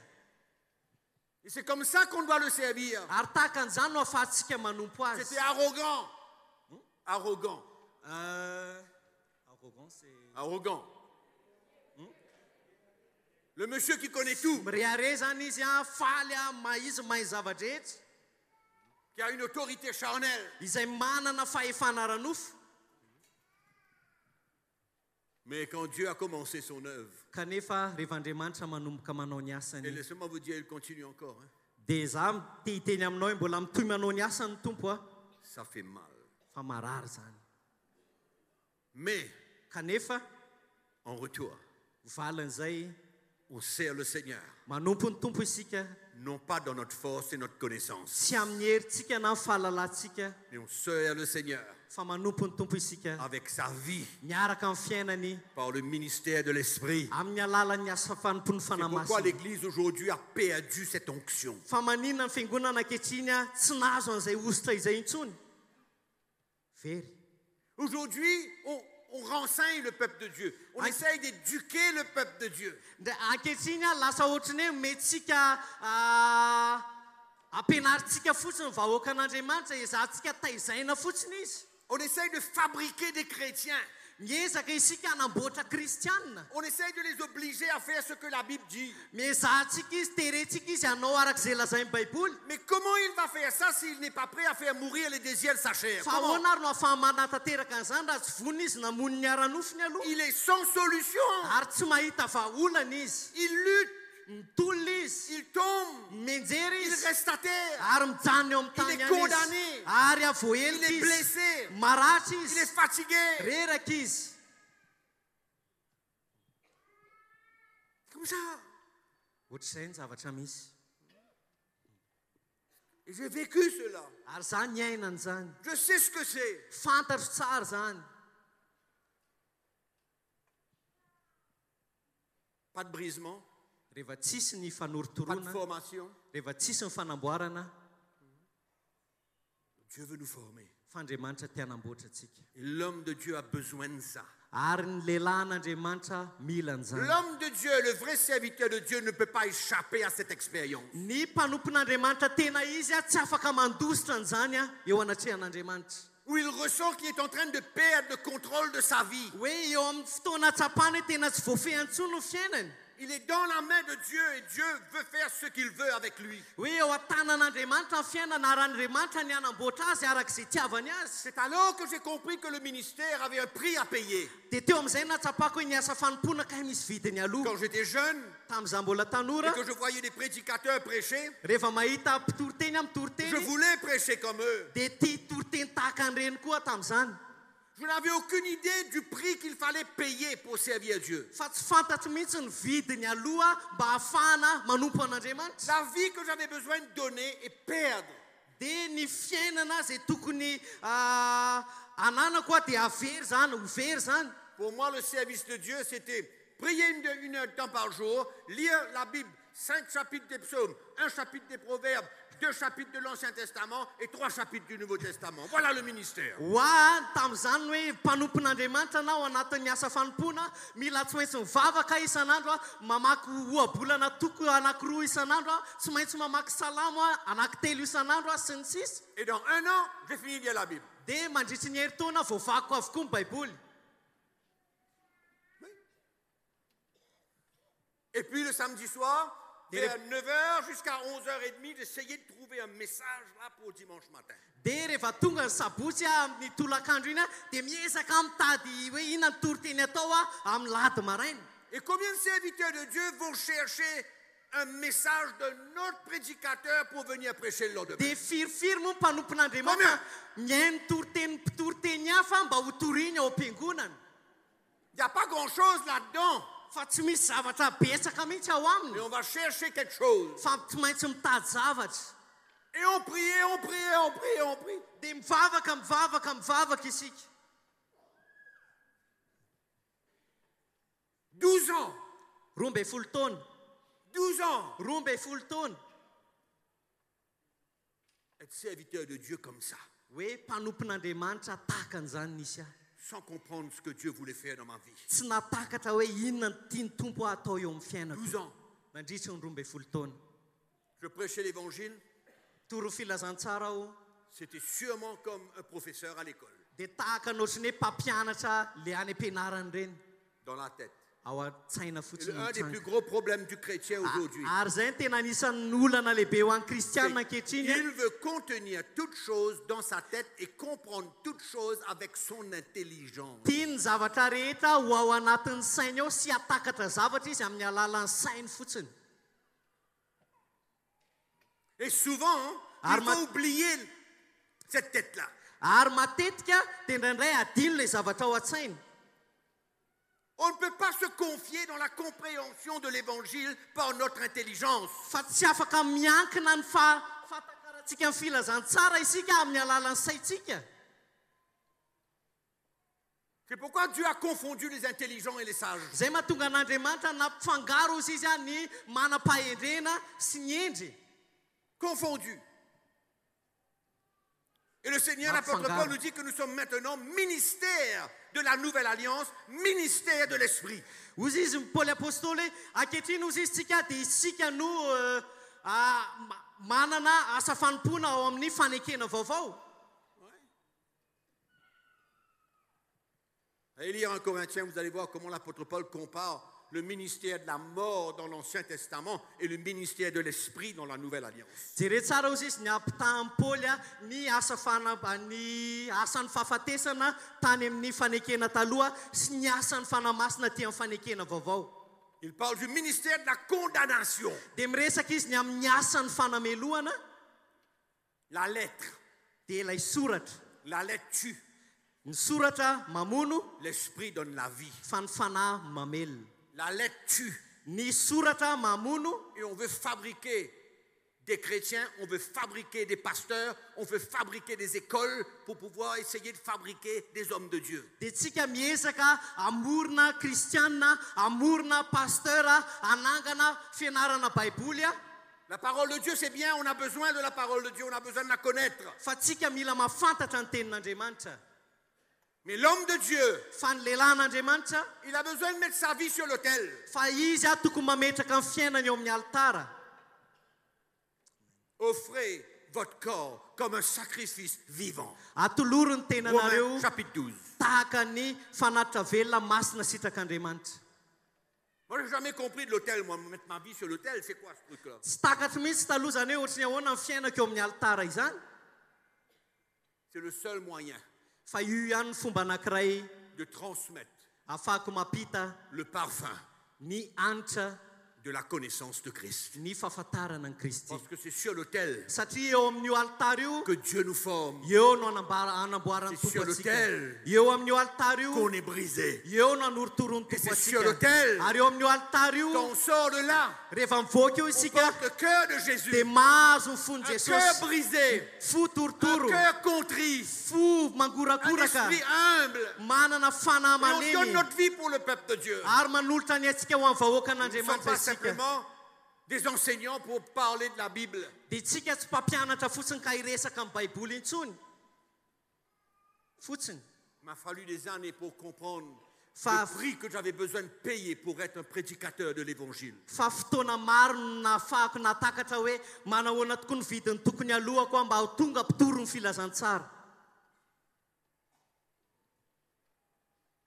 Je ne sais pas ce qui se passe ici à Madagascar. Tsy haiko hoe ohatrany ahoana ny zavatra mitrangy eto Madagasikara. On ne peut pas porter aucun jugement, Tsy afaka mitsara itsika. mais je peux vous dire une chose, quand je voyage en Afrique, Fa zavatra anankiray ny teneniko anareo rehefa mitety ny Afrika aho. il y a des gens qui se nomment pasteurs Misy olona mitony tena ho pasteur comme un travail pour gagner de l'argent. dia raisiny tahaka ny asa izany ka ahafahany mandray vola. Et vous faites une rue, vous faites 500 mètres, il y a 12 églises. Dia isaky ny lalana, isaky ny 10 metatra dia misy fiangonana. Et les 12 se battent pour les mêmes âmes. Ary ireo fiangonana 12 ireo dia miady ho amin'ny fanahy mitovy. Pour les mêmes âmes. Fanahy mitovy zany, zany hoe olona ray ihany zany idivan'ilay fiangonana 12. Mpino. L'appel de Dieu, Fa ny antson'Andriamanitra, le ministère. ny asa fanompona. Notre exemple, bien sûr, c'est Christ. Ny ohatra azontsika ilay tahaka moa zany mazava ho azy dia Kristy. Mais notre exemple aussi, Fa ny ohatra azontsika ilay tahaka ihany koa c'est la vie de ces hommes de Dieu dia ny fiainan'ireto mpanompon'Andriamanitra ireto qui ont été prêts à perdre leur vie. izay tena vonona na avery ny Et fiainany. laissez-moi vous dire, mes frères et sœurs, Zao ny teneniko anareo raha lasy anabavy, les premiers apôtres n'ont pas produit des chrétiens ny apôstôly voalohany tsy nanamboatra kristianina pour kory qu'ils deviennent ce que nous lisons dedans, mba hatonga an'izy ireo anaka an'izay vakitsika ato en dehors d'un message qu'ils transportaient. izay tsy afatra ny torian'izy ireo akory. Il y a un message qu'ils transportaient Fa nisy afatra izay nentin'izy ireo où l'Esprit de Dieu pouvait saisir les chrétiens. fa izay nahafahany fanahin'Andriamanitra nahazo ny kristianina. Et toute leur vie était consacrée au Seigneur. Ary ny fiainan'izy ireo dia tena any tompo avokoa. Ils étaient prêts à tout, Ary tena vonona niatrika ny zavatra rehetra izy. n'importe quoi. Na inona na Il y inona. avait un évangile qu'ils entendaient. Satria nisy filazantsara izay eniny. Ils ne cherchaient pas autre chose que la vie de l'Esprit. Ary tsy nikatsaka zavatra hafa izy ankoatran'ny ny fiainan'ny fanahy masina. Lisez bien le livre des Actes des Apôtres, vous allez voir. Vaky io tsara ny boky ny asan'ny apôstôly dia ho hitanareo hoe des chrétiens fa misy kristianina donnés à Christ. izay tena any Kristy. Cherchez rien d'autre Tsy nikatsaka zavatra hafa izy que ireo de grandir dans la connaissance de Christ. fa tena hoe nitombo tamin'ny fahafantarana ny Kristy. Et ces apôtres prêchaient un évangile, un message Ary reto apôstôly reto dia nitory filazantsara qui a emmené ces chrétiens izay nitarika ny kristianina à être libérés de leurs péchés ho afaka ny amin'ny fahotany et marcher avec une vie sainte et ary propre et pure. andeha amin'ny fiainam-pahamasinana. Quelle autre solution qu'il y a? Inona ny vahaolana hafa ary ankoatr'izay? Pas d'autre solution. Tsy misy ankoatran'izay. Si on veut transporter la vie Fa raha te hitondra fiainana isika et marcher d'une vie droite devant le Seigneur. ka andeha amin'ny fiainana mahitsy eo anatrehan'ny tompo. Pourtant, pendant 12 ans, Kanefa nandritra ny 12 taona je n'ai pas prêché autre chose que ce qu'il y avait dans la Bible. tsy nitory zavatra hafa fantao anaty baiboly any Je disais ce que la Bible disait. dia zay nambaran'ny baiboly any lazaiko tamin'izany. C'est pourquoi je n'ai pas compris après plus d'une dizaine d'années pourquoi j'étais encore tel que j'étais et le peuple de Dieu était encore tel qu'il était. Zay na tonga anaty tsy takatra mihitsy tao anatin'ny 12 taona hoe maninona tsy nety niova mihitsy ny teo amin'ny fiainako ary ny vahoakan'Andriamanitra ihany koa dia tsy niova mihitsy. Et de même, dans la même position que j'étais, Ary teo amin'ny toerana izay nisy aho, la même expérience que je vivais dans ma maison, teo amin'ny fiainana izay niainako tao amin'ny ankohonako, les chrétiens venaient me voir, dia tonga teo amiko ny kristianina, des couples nisy mpivady abîmés. dia tena ohatrany hoe simba rava zany. Et tout ce que je pouvais dire, Dia ny zavatra afaka niteneniko tamin'izy ireo dia zao hoe la Bible dit que tu as besoin d'être comme ça. comment? La Bible dit que tu as besoin de vivre comme ça. Dia zao izy ny teneniko an'izy ireo zany hoe ohatr'izao ny tenenin'ny baiboly ny tokony iainanareo Et tu as besoin d'obéir. dia mila mankatoha an'izany ianao. Mais moi-même, je n'obéissais pas. Kanefa na zaza tsy nakatoha an'ilay lazaiko Moi-même, je vivais dans le désordre ka na fiainako ary korotana tamin'izany avec ma femme. miaraka amin'ny vadiko. C'est pourquoi c'était de l'hypocrisie. Zay mahatonga hoe fihetsaram-belatsy Serviteur de Dieu, ry mpanompon'Andriamanitra ce n'est pas seulement un prédicateur. tsy resaka mpitory-teny fotsiny C'est porter le cœur de Jésus. fa mitondra ny fon'ny Jesosy isika. C'est de présenter devant le peuple de Dieu. Zay atolotra eo anatrehan'ny Où le vahoakan'Andriamanitra peuple de Dieu ressent ce que Dieu est en train de faire dans la vie du serviteur de Dieu. ka tsapahan'ny vahoakan'Andriamanitra hoe misy asan'Andriamanitra ataon'Andriamanitra eo amin'ny mpanompon'Andriamanitra io. On ne peut pas se reposer sur notre titre. Tsy afaka miankina amin'ny titrantsika fotsiny isika On a besoin d'une expérience profonde, d'un brisement, d'une formation de la main de Dieu. fa mila tena fanamboaran'Andriamanitra lalina ao anatsika. On a besoin des expériences où on sent Mila mandalo toe-javatra isika zay que nous sommes en atsapatsika train de mourir à nous-mêmes, atsapatsika hoe tena matiny amin'ny tenatsika isika, que nous sommes humiliés, tena afabaraka que notre cœur est en train de changer, ary tena tsapatsika miova ny fotsika, que notre attitude envers notre femme est en train de changer, ka ny fiarahantsika amin'ny vaditsika sy ny fihetsikitsika amin'ny vaditsika que dia notre manomboka amour pour le miova, peuple de Dieu est en train de grandir, dia lasa me mitombo ihany koa ny fitiavantsika ny qu'on vahoakan'Andriamanitra, veut faire davantage pour le peuple de Dieu que maintenant. ary te hanolotra bebe kokoa hatrany hatrany isika ho an'ny vahoakan'Andriamanitra noho ny On veut ankehitriny, ressentir qu'on est débarrassé des choses du passé de plus en plus. dia hatrany hatrany ihany koa tsika mila mahafantatra hoe efa afaka amin'ny zavatra ny lasa.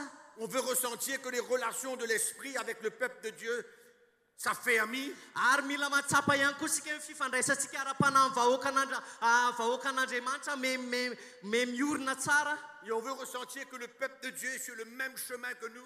Ary mila mahazo antoka ihany koa tsika hoe mandeha amin'ny lalantsika ihany koa ny Que vahoakan'Andriamanitra. chacun de nous, nous sommes en train de porter notre croix. Hoe isika tsirairay avy hoe samy mitondra ny hazo Et fijaliantsika. on s'encourage les uns les Dia autres. mifampahery isika tsirairay. Un tombe, on ne le condamne pas. Mety misy zavatra anankiray mitranga fa tsy mifanameloka. L'autre pêche, on ne le juge pas. Raha misy anankiray manota dia tsy manameloka Il y azy. a tellement de jugement et de condamnation dans l'Église aujourd'hui. Satria ankehitriny misy fitsarana sy fanamelohana eo anivon'ny fiangonana. Parce que celui qui condamne ne réalise pas que lui aussi, il est pécheur, il va tomber demain. Satria ilay olona mpanameloka tsy fantany akory hoe raha pitsokony izy mbola ho lavo e. Parce qu'il n'est pas parfait lui aussi. Satria na izy azy tsy tanteraka ihany Et koa. quand on prend ce chemin de la croix, Fa rehefa mandeha amin'ny lalany hazo fijaliana isika on ne juge pas, on ne condamne pas, on ne critique pas. dia tsy manameloka isika, tsy mitsikera isika, tsy mitsara isika, On s'entraide.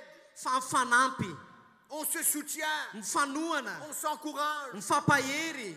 Tu tombes aujourd'hui, moi je tombe demain, mais on se relève et on continue. Raha lava ianao rapitso za koa mety ho lavo rapitso fa mifampanheritsika dia mitohy. Parce que je veux perdre ma vie, je veux grandir, je veux me perfectionner par le Seigneur. Satria za te handany tenako, te andeha amin'ny lalan'ny fahataterana ao amin'ny tompo. C'est un long chemin, mes frères et Satria sœurs. lalana mbola lava io raha lasana bavy. C'est pas d'un jour ou l'autre, c'est un long chemin, un parcours. Tsy hoe androany sy rapitso fotsiny raha lasana bavy fa lalana mbola ho lava. Mais qu'est-ce que Dieu cherche? Fa inona ary ny Une katsahan'Andriamanitra? attitude en nous. Misy toe-potaky ny tompo Seigneur, amintsika je suis prêt. hoe tompo Je vonina vais aho prendre cette croix, dia raisiko ny azo fijaliako, le prix qu'il a payé. ny vitiny tokony Si alohako. tu veux me briser, Te hanorotoro ahy tu veux me ianao, former te hanamboatra ahy pour ianao devenir un vrai serviteur de Dieu. mba ho tonga tena mpanompon'Andriamanitra. Je suis partant. Vonina tompo, J'accepte. ekeko. C'est pourquoi nous tous qui sommes là, nous avons un choix. Zay mahatonga hoe tsika tsirairay avy eto manana safidy isika. Et c'est la décision personnelle de chacun. Ary fanapahan-kevitry ny tsirairay avy zany. Prendre le chemin. Mandray ny lalana Qu'est-ce qu'on veut vivre avec Dieu? hoe ohatrany ahoana amin'ny fiainana tiako Quel fiainana genre de miaraka amin'ny tompo. prédicateur qu'on veut être? Mpitory-teny manahoana ny tiako Quel genre de ny pasteur qu'on veut fiainako. être? Pasteur manahoana ny tiako fiainako. Quel genre d'homme de Dieu qu'on veut être? Ny olon'Andriamanitra manahoana no tiako isy ahy. Qu'est-ce qu'on veut être? Ohatrany ahoana ny tiavanao anao.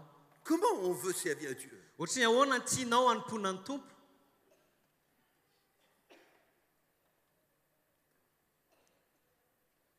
C'est la question d'aujourd'hui. Ary zay fanontaniana mipetraka androany. Dieu appelle, Andriamanitra dia miantso, Dieu cherche Andriamanitra dia mitady. ceux qui sont prêts Izay vonina à payer le prix andony vidiny et prendre le chemin de la croix ka andeha amin'ny lalany azo fijaliana pour permettre à Dieu mba hahafahan'ny tompo de nous former manamboatra antsika et qu'on devienne des vrais serviteurs de ka Dieu. tonga antsika ho tena mpanompon'Andriamanitra marina. Et dans un temps Ary futur, amin'ny fotoana ho avy on n'aura même pas besoin de dire au peuple de Dieu, dia tsy mila miteny akory tsika amin'ny vahoakan'Andriamanitra hoe suivez-moi comme je suis Christ. hoe manaraha ianareo tahaka ny anarahako an'i Mais Kristy, ils le feront de tout cœur fa ho ataony fotsiny zany amin'ny fony parce manontolo. qu'ils auront le témoignage Satria hita ho vavolombelona que nous marchons sur un chemin hoe isika dia mandeha amin'ny où lalana, on est prêt à perdre notre vie et à être formé par Dieu. hoe isika vonina ny avery ny fiainantsika ary hanompo an'Andriamanitra, Je termine tefen'Andriamanitra. pour vous dire ceci. Dia amarana ilazako Dans aminareo les hoe derniers jours, amin'ny andro farany ça va être facile de reconnaître mora ny hamatarana hoe entre un vrai homme de Dieu, olon'Andriamanitra un anankiray, vrai serviteur de Dieu mpanompon'Andriamanitra anankiray et les autres. sy ny hafa. Parce que le vrai, Satria ny tena izy on va ressentir dia ho tsapantsika hoe que sa vie est sur l'autel. eo amin'ny alitara ny fiainany. Et quand il vient prêcher l'évangile Ary rehefa tonga izy hitory ny filazantsara et qu'il vient conseiller les chrétiens ka mampahery ny kristiana izy na manome et qu'il torohevitra vient porter le secours aux chrétiens, na mitondra famonjena ho an'ny kristianina ray il y aura le parfum. dia mitondra n'ilay hanitra Ils vont ressentir le cœur de Christ. dia ho tsapan'ny kristianina ny hanitry Kristy. Un homme brisé, contrit, humilié, qui est prêt à donner sa vie pour le peuple. Hoe lehilahy torotoro sy mangorakoraka izy ao anatiny ao ho an'ny vahoakan'Andriamanitra. Pendant 12 ans, Nandritra ny 12 taona je croyais que le ministère était seulement la prédication. nieritreretiko hoe ny asa fanompoana dia resaka fitoriteny fotsiny, Je me suis trompé, fa tena diso hevitra aho.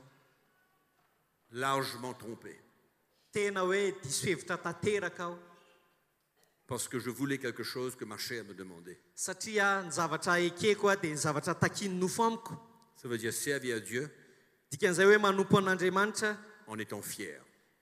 mirehare, Une fierté charnelle, lasa misy fireharehana ara-nofo zany, un orgueil. misy avinavina. Et je l'ai fait. Dia nefa nataoko le izy, Mais je rends grâce à Dieu. fa misaotra an'Andriamanitra kosa aho. Il m'a arrêté Natsahatro ny tompo aho dans une cause folle.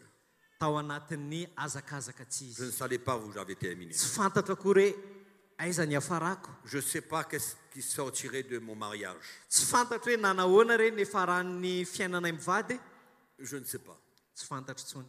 Je ne sais pas ce que serait devenu l'Église. tsy fantatro ny nanahoana ny faran'ny fiangonana Il y a une chose que je peux vous dire aujourd'hui. fa ny zavatra anankiray afaka teneniko anareo ankehitriny Moi et ma femme, izay mivady on sert le Seigneur ensemble. tena manompo ny tompo miaraka izahay Moi et ma femme, izay mivady on s'entend aujourd'hui. tena mifanaraka tsara On est ankehitriny prêt ary vonona à izahay nous accepter tels que nous sommes. tena mifanaika na inona toetranay On s'humilie, mifampanetsy teny on izahay se repent, mifampibebaka izahay on continue. dia miara manohy izahay J'ai cette assurance dans mon cœur tena manana fahazahoana antoka ato anatin'ny parce foko que c'est une réalité. satria zavatra tena mariny zany lazaiko Avant? zany taloha Je ne savais pas comment ça pouvait finir. tsy fantatray hoe ohatry ny ahoana reny faranay Avec ce message, fa niaraka tamin'ity afatry ity j'ai la conviction dans mon cœur dia manana fandresen-dahatra ao am-poko que je terminerai ma vie hoe afaka mifarana amin'ny fiainako avec ma femme. miaraka amin'ny vadiko Et je ne pense même pas autrement. ary tsy mieritreritra zavatra afaka ohatran'izay ary aho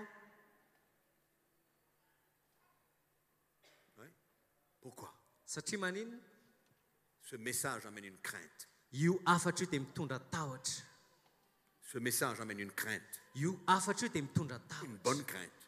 tahotra tsara nefa Et vous êtes prêt à faire n'importe quoi ka tena vonona ianao ny hanao ny zavatra rehetra pour demeurer sur ce chemin. mba hahafahanao mijanona eo amin'io lalana io Tout accepter, tena naiky ny zavatra rehetra tout.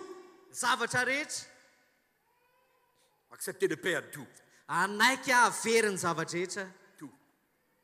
Je termine pour vous donner un petit témoignage. fijonona vavolombelona farany amaranako azy Quand j'étais en Afrique tamin'izaho tany afrika et que j'ai partagé le message avec des pasteurs, dia nizara afatra tamina pasteur et je commençais à rentrer en relation avec un des pasteurs. dia nanomboka ny fandray tamin'ny ray tamin'ireo pasteur ireo aho zany Et quand je l'ai rencontré, dia rehefa niona taminy aho j'étais chez lui, dia nakany an-tranony et il vivait une situation de conflit et de division. dia niaina fiainana fenotolona izy azy fisarahana Ils étaient à deux anankiroa izy ireo moa pour gérer l'église. anankiroa izy ireo no mitatana amin'ny Ils avaient fiangonana acheté une voiture à deux.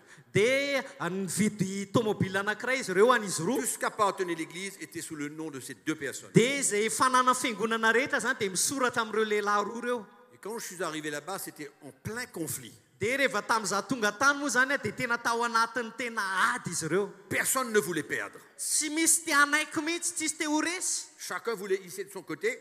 samy teaka ny Il n'y azy avait aucune entente. tsy misy marimaritra iraisana La division était réelle. ary hita teo mihitsy ny fisarahana Je me suis assis avec ce frère. dia niara-mipetraka tamin'ireo le rahalahy Je lui ai dit, écoute, dia zao no teneniko azy hoe ça inoy fait tsara quelque temps nandritra ny fotoana fohy a que tu comprends le message de Christ. takatrao a ny afatry kristy Qu'est-ce que Dieu te demande? dia inona ary ny zavatra takiany tompo aminao rahalahy Est-ce que nous ne sommes pas supposés de suivre les traces de Christ? isika ve tsy nantsona naharadian'i kristy Il a tout perdu. satria kristy nahavery ny zavatra rehetra nafoy ny zavatra Il a rehetra perdu la gloire. Il est venu, il s'est humilié izy ary namela ny voninany dia nanetry tena dans la forme d'un homme. naka ny endrik'olombelona Il a tout perdu.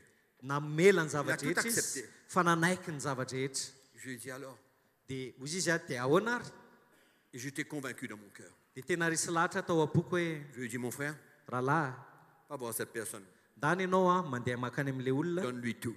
dia omeo azy Et tu verras comment ny le zavatra Seigneur rehetra dia hitanao tsara ny dans sa fiasan'ny tompo fidélité noho ny fatokiny va honorer ta décision. dia hitan'ny tompo dia ny tompo a ahita ny fanapaha-kevitrao Il est parti.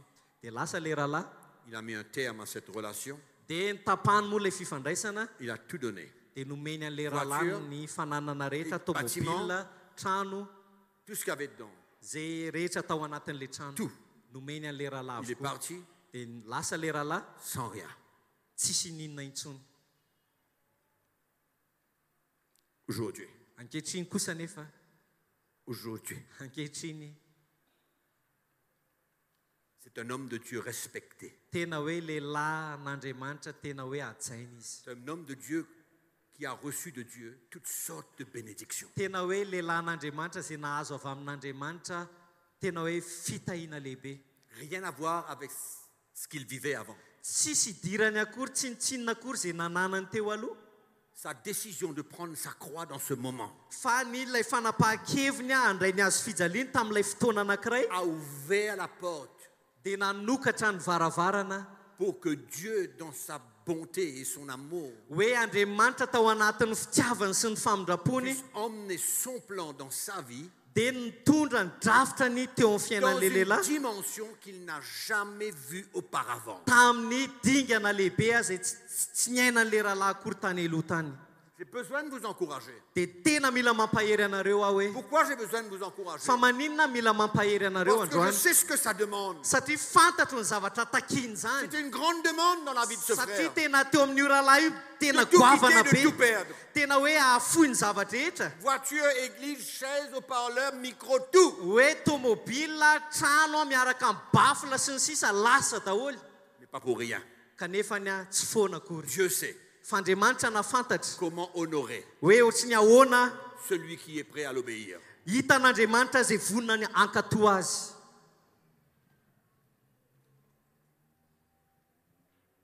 J'ai pas de temps. Tsy manam-potoana aho.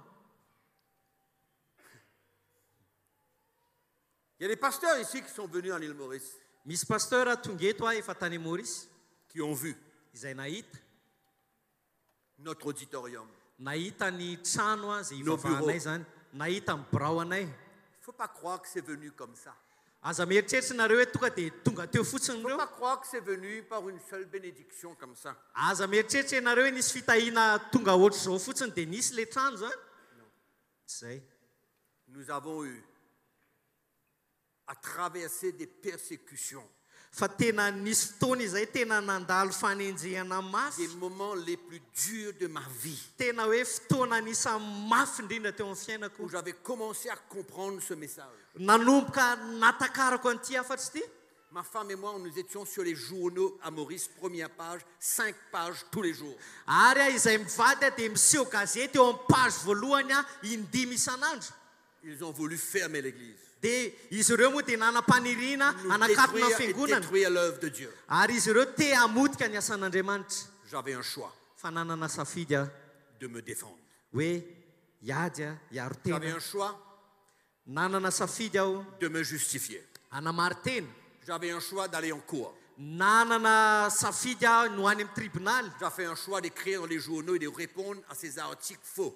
Dia nanana safidy ihany koa hamaly izay nilazainy gazety dia hanoratra hoe diso io. Mais par la grâce de Dieu, Fa noho ny fahasoavan'Andriamanitra heureusement soa ihany que j'ai compris ce message. takatry ny afatra. J'ai décidé de fermer ma bouche. Dia safidy ihany anakombona amin'ny vavako. Les gens autour de moi m'ont dit, Dia zao no lazain'ny olona manodidina il faut que tu te justifies. mila manamary Tu tena as besoin ianao. de dire la vérité. Mila teneninao inona marina. J'étais en ville, Dia tany amin'ny j'ai ville rencontré un des plus grands avocats de l'île. dia niona tamin'ny avocat zany mpisolo vava lehibe indrindra teo amin'ny nosy misy Il m'a anay. dit, qu'est-ce que tu fais? Pourquoi tu ne te défends pas? Dia niteny izy hoe fa ino ty ataonao fa maninona anao tsy mba miaro Il tena. me dit, tu as tout dans tes mains pour te défendre. Dia ozy izy hoe efa eny an-tananao ny zavatra rehetra afahanao miaro tena. Je lui ai dit non. Dia ozy izy amantsy azy hoe tsia. Merci pour ton conseil. Misaotra anao ny amin'ny torohevitra. Je suis rentré chez moi. Dia nody aho. J'ai vécu des moments. Comment expliquer ça? Je ne sais pas. Dia niaina fotoana aho tena tsy haiko na niana zava aminareo an'ilay izy azy. J'étais dans ma maison Tao an-trano avec ma femme. miaraka amin'ny vadiko. Ma femme me dit, Mickey, Dia zao no teny vadiko hoe il y Mikia, a des haut-parleurs par là pour nous écouter. misy haut-parleur be da be to miaino Je antsika. me dis, mais t'es pas bien, ma femme. Dia ozy izy aho hoe tsy ianao hoe tsy ho tsara ry vadiko a. Mais on ressentait cette pression Fa tena natsapa n'ilay ohatrany hoe misy faneriterena qui mihitsy zany. voulait nous écraser. Ohatrany hoe te hanitsakitsaka anay. Je partais en ville, Dia nakany amin'ny ville indray a. j'avais besoin d'un bodyguard. Dia nila garde de corps, J'avais besoin d'un garde de corps. mpiaro tena zany mpiaro azy. Parce qu'il y avait comment on dit, pas des accusations, des menaces. Satria izy zany nisy olona menacé anazy zany. Mais j'ai décidé Nandrahoany. Fa nanapa-kevitra aho. de fermer ma bouche et de laisser Dieu Nakomboko ny vavako dia navelako Andriamanitra emmener la vérité. hitondra ny marina. Et vous venez à Maurice aujourd'hui Dia rehefa tonga any Maurice ianao ankehitriny, et vous regardez cet auditorium et les bureaux. dia rehefa mahita an'ilay birao anay Vous sy ilay croirez tany peut-être que ivavahana, nous sommes en Amérique. dia ohatra mieritreritra ianao any Amerika. Ce n'est pas le fruit Tsy hoe ilay vokatra d'une prière, ça. tsy hoe vokatrana vavaka C'est ray le zany fruit d'un chemin. fa tena vokatra lalana ny C'est lalovana le fruit parce qu'il y a des hommes qui ont été prêts à vivre la réalité de la croix de Christ. vokatra zany satria nisy lehilahy tao tena vonona iaina ny fiainam-pamarina ny Kristy. C'était une souffrance, c'était une mort. Tena nisy fiaretana, nisy fahafatesana. Pas une fois, Tsy indray ihany nefa, pas une fois, tsy indray ihany anefa, 3 fois, fa intelo. 3 fois. Intelo. Et les gens me disent, Dia zao ny tenen'ny olona hoe pas 3, 4. tsy telo kay fa efatra. Les gens m'ont dit, tu vois ce que tu prêches? Dia hitanao ny olona ny teny hoe hitanao ilay torianao. Voilà la raison pourquoi ça arrive. Dia zao no mahatonga anao a mandalo an'izao Dans zavatra mon zao. cœur, je lui dis, cause toujours. Dia hozy izy amantsy aloha hoe afaka miteny foana ianao. Tu peux causer. Afaka miteny foana Moi, ianao. je sais ce que je vis. Fa za fantatra hoe inona ny zavatra iainako. Donc, ce n'est pas une coïncidence. Dikan'izay zany tsy kisendrasendra. Vous savez, Hainareo tsara, il y a des témoins là. misy vavolombelona eto a. Nous étions une petite église, Manana fiangonana kely, mais nous avions une vision dans notre cœur. kanefa nanana fahitana zay tao am-ponay Le continent africain. ny continent africaine. 3 petits bonhommes à l'île Maurice. Lehilahy kely a tao a Maurice, Des 3 insignifiants. tena hoe lehilahy kely tsinitsiny tsisy dikany. Qui osent avoir une vision Izay mieritreritra hoe manana vision, pour l'église en Afrique. manana vision ho an'ny fiangonana any Afrika. Mais Kanefa, on le croyait. nino izahay? Comment cela allait se passer? Hoe ahoana ny trangano zany? Comment Dieu allait ouvrir les portes? Ahoana re nanokafan'Andriamanitra Comment varavarana? est-ce que nous pourrions aller en Afrique et prêcher l'évangile? Ahoana ny fomba andehananay ho any Afrika ka hitory On avait aucune filazantsara? idée. Tsy nanana eritreritra mihitsy izahay. Et c'était notre foi. Kanefa ny tao amin'izany ny finoanay. Ce que nous vivons aujourd'hui, Ary ny zavatra iainanay les ankehitriny, portes que Dieu ouvre ny aujourd'hui, varavarana sokafan'ny tompo que Dieu ankehitriny. nous donne aujourd'hui, Zavatra omeny tompo anay ankehitriny, c'est pas juste une prière, ça. dia tsy vita ny vavaka fotsiny zany. Non, il y a un chemin.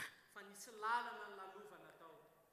Il y a un chemin Nisy lalana tao qu'on a dû prendre et accepter izay niraisinay sy nekenay pour avoir et vivre ce que nous vivons.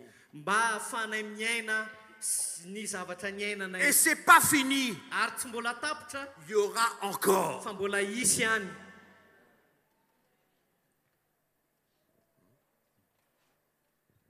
Dieu ouvre une porte. Andriamanitra manokatra varavarana On a besoin de traverser. izay mila Peut-être que ton andehanantsika. ministère Mety hoe ny asa fanomponao, n'a rien aujourd'hui. mety hoe tsisy ninona. Peut-être que tu es en train de lutter, tu ne sais pas comment arriver à trouver un chemin. Mety À hoe vivre. tolona mafy ianao tsy hitanao mihitsy aiza ny lalana le. Moi, je ne peux pas te donner un autre conseil Za tsy afaka manome torohevitra hafa anao que celui que la parole de Dieu parle. akoatran'izay lazain'ny tenin'Andriamanitra. Je ne peux pas. Tsy afaka. Quand on saisit ce message Rehefa takatsika ilay hafatra et qu'on est prêt de le vivre, ary raha vonona isika ny ainan'izany, écoutez-moi bien. dia no tsara Il n'y a pas de limite. tsy misy fetra. Il n'y a pas de limite pour expérimenter les miracles de Dieu. Tsy misy fetra ny ahafahantsika mahita ny Il n'y fahagagan'Andriamanitra. a rien de plus puissant Ça pour dit- déclencher la grâce de Dieu et la bénédiction de Dieu dans la vie. Tsy misy hery lehibe ka hanakana an'Andriamanitra tsy asa eo amin'ny fiainana. Rien. Tsy misy. Quand tu décides Rehefa manapa-kevitra de ianao, prendre cette croix, andray ny hazo fijalianao. peut-être que tu ne vas pas voir les choses se passer demain. Mety hoe tsy ho hitanao rapitso ny zavatra hitranga. Peut-être que ce ne sera pas 1 mois ou 3 mois ou 6 mois. Mety hoe tsy afaka 3 volana na ray volana na embolana. Mais veille, veille, veille. Fa aoka ianao hifoho foana. Demeure sur ce chemin, reste là. Raha mbola eo amin'io lalana io ianao rapitso dia mijanona eo. Dieu est fidèle. Fa Andriamanitra mahatoky. Dieu honorera tout ce qu'il a dit. Ary Andriamanitra hita sy hitandrina izay nilazainy. L'homme est un menteur. Ny izao Mais tontolo Dieu dia mpandainga ne ment pas. fa Andriamanitra tsy mba mandainga. Il ment pas. Tsy mandainga izy. Ne sois pas impatient. Aza aoka ianao haharitra. Ne crois pas que du jour au lendemain, les choses vont être renversées. aza mieritreritra foana hoe raha pitso izy zavatra hitsombadika Non. zay Tu as besoin d'expérimenter certaines choses sur ce petit chemin-là. fa misy a zavatra tokony andalovanao aloha eo amin'io lalana io Abraham, je ne sais pas comment je vais arrêter de prêcher l'évangile. i abrahama tsy haiko tsony hoe roviana re zany no hitsaratra tsy hitory filazantsara tsony Abraham i abrahama avait eu le fils de la promesse. dia nahazo an'ilay zanaky ny fampanantenana Le fils de la promesse. ilay zanaky ny fampanantenana Tout était en Isaac. Tout. dia zavatra rehetra zany tao anatin'ny isaka avokoa La Bible parle de la postérité d'Isaac. ny baiboly dia milaza hoe taranaka isaka Toi païen, moi païen. ianao a jentilisa Tout était en Isaac. Tout. fa ny zavatra rehetra dia niainga tao amin'ny isaka Et Dieu dit à Abraham, dia zao ny tenin'ny tompo tamin'ny abrahama prends ce fils-là même, hoe alay io zanakao io va le mettre sur l'autel. dia atolory eo amin'ny alitara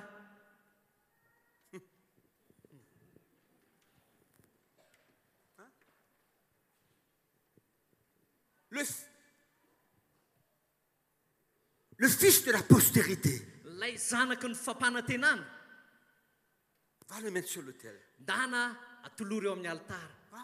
dana Abraham n'a pas discuté. dia i abrahama tsy niady hevitra Dans son cœur, fa tao am-pony il a dit, si Isaac meurt, Dieu le ressuscitera. ozy izy hoe raha ho faty ary isaka ain'andriamanitra manangana azy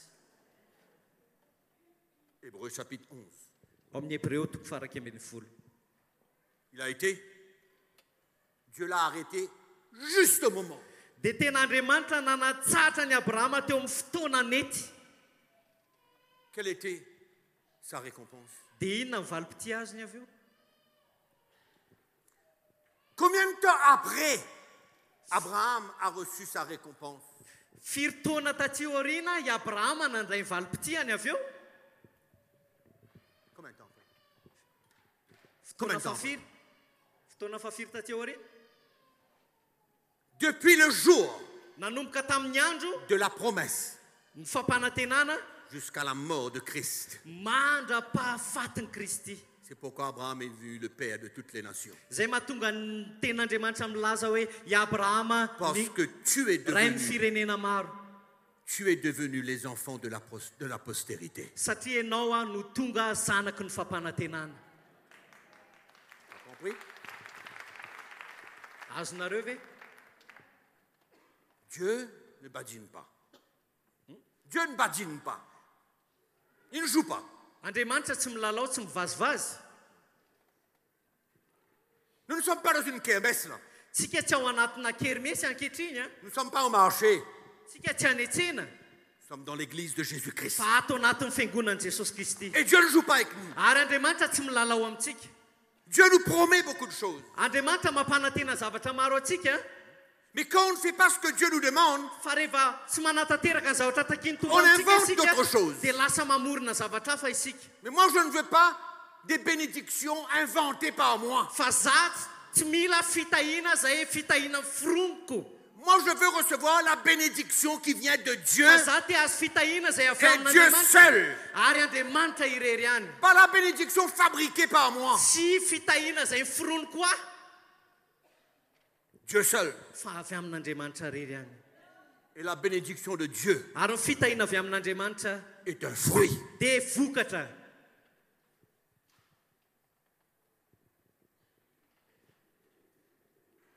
J'aurais besoin de me reposer ce soir. mila tena maka aina tsara ianareo raha riva Mais je veux vous donner des exemples fa tena tia ame ohatra ho anareo pour aho vous encourager. mba ampifahako mampahery anareo Qu'importe ce que dit M. Antoine, M. Jacques, M. Philippe, na ina teneny Oubliez-le. monsieur Jacques na Antoine na izy atono izy moi j'ai eu à oublier tous ces prédicateurs-là. Ils étaient tous contre moi. tena nisy fotoana tena nanadonoko andrem-pitoro teny Tous. rehetrarehetra reny nadonoko izy rehetra Du jour au lendemain, ils m'ont abandonné. satria nara-pitsy na roviana afaka afoy ahy izy reny Tout seul. amela ireny Vous avez déjà entendu dire ça, vous? nareo ve fa naheno an'izany Un prédicateur qui dit, hoe mpitoro derrière teny un pupitre dans milaza son église, derrière le pupitre dans son église, hoe ao am-piangonana izy dia ao ambadiky ny pilipitrany Il dit, si un jour vous quittez mon église, hoe raha ndray andro any nareo a andao fiangonako allez où vous voulez, mais n'allez pas dans l'église de Mickey Hardy. de hoe afaka mandeha n'aiza n'aiza nareo fa ty azo ale fotsiny de ao amin'ny fiangonana mikiary ty Allez où vous voulez. afaka mandeha n'aiza n'aiza N'importe nareo quelle église, si vous quittez là. raha miala eto amin'ity fiangonana ty nareo Vous de n'allez pas afaka dans mandeha l'église de n'aiza cet n'aiza homme-là. fa aza mandeha makany aminy Il prêche la fausse doctrine. satria izy mitory fampianaran-diso Moi, je suis encore debout, moi. dia zany efa ankehitriny mbola mijory Par any la grâce de Dieu. noho ny fahasoavan'andriamanitra Moi, je vis des choses extraordinaires avec Dieu. nahita zavatra mahagaga tamin'andriamanitra Avec une équipe d'hommes niaraka tamin'ny dans le lehilahy monde maro entier, eran'izao tontolo zao unis de cœur izay iray fo par l'évangile. noho ny filazantsara C'est ton choix. fa safidinao Challenge, défi. tena fanampy Et l'ennemi vient. fa ny fahavalo dia tonga Tout ce qu'il veut, c'est que tu arrêtes de prêcher cet évangile. zavatra tadiavin'ny fahavalo dia nitsaranao tsy tory an'ity filazantsara ty C'est même qu'il veut. zay ny tadiaviny Nous arrêter de prêcher ce message-là. hoe hitsahatra isika tsy tory an'ity afatra ity Et il soulève des hommes contre toi. dia manangana olo izy anohatra anao Soulève des gens pour te persécuter. manangana olo izy hanenjika anao Et alors, dia maninona nefany il y a un problème. tsy maninona zany Qu'est-ce que Jésus a dit? inona ny zavatra tenen'i jesosy Réjouissez-vous quand vous serez persécutés. mifalia raha enjehana ianareo Réjouis-toi. mifalia Ne te défends pas. aza miaritra ena Réjouis-toi. fa mifalia On se met debout. ndao tsika hitsangana Je suis déjà fatigué. satria efa reraka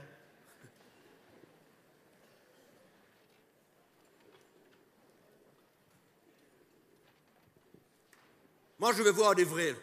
za te ahita an'ilay tena Moi, je veux izy voir des vrais hommes de Dieu ce matin. te ahita tena mpanompon'andriamanitra tena izy amin'ity marainy ity Moi, je n'ai pas envie de voir des peureux. za tsy te ahita olona mpitaraina Non, je veux voir des vrais hommes de Dieu. fa moi. te ahita tena lehilahy an'andriamanitra Je veux voir des hommes qui suivent les traces de Christ. za te ahita lehilahy zay manaradian'i kristy Je veux voir des hommes qui ont la même pensée, la même attitude qui était en Jésus-Christ. za te ahita lehilahy zay manana fisainan'i kristy Je veux pas des hommes qui viennent ici comme la foire, le marché, la kermesse. za tsy te ahita lehilahy hoe tonga eto fotsiny izy ohatrany hamonjy kerimesy na foara Moi, je veux voir des vrais hommes, fa te ahita tena lehilahy des vrais serviteurs tena mpanompo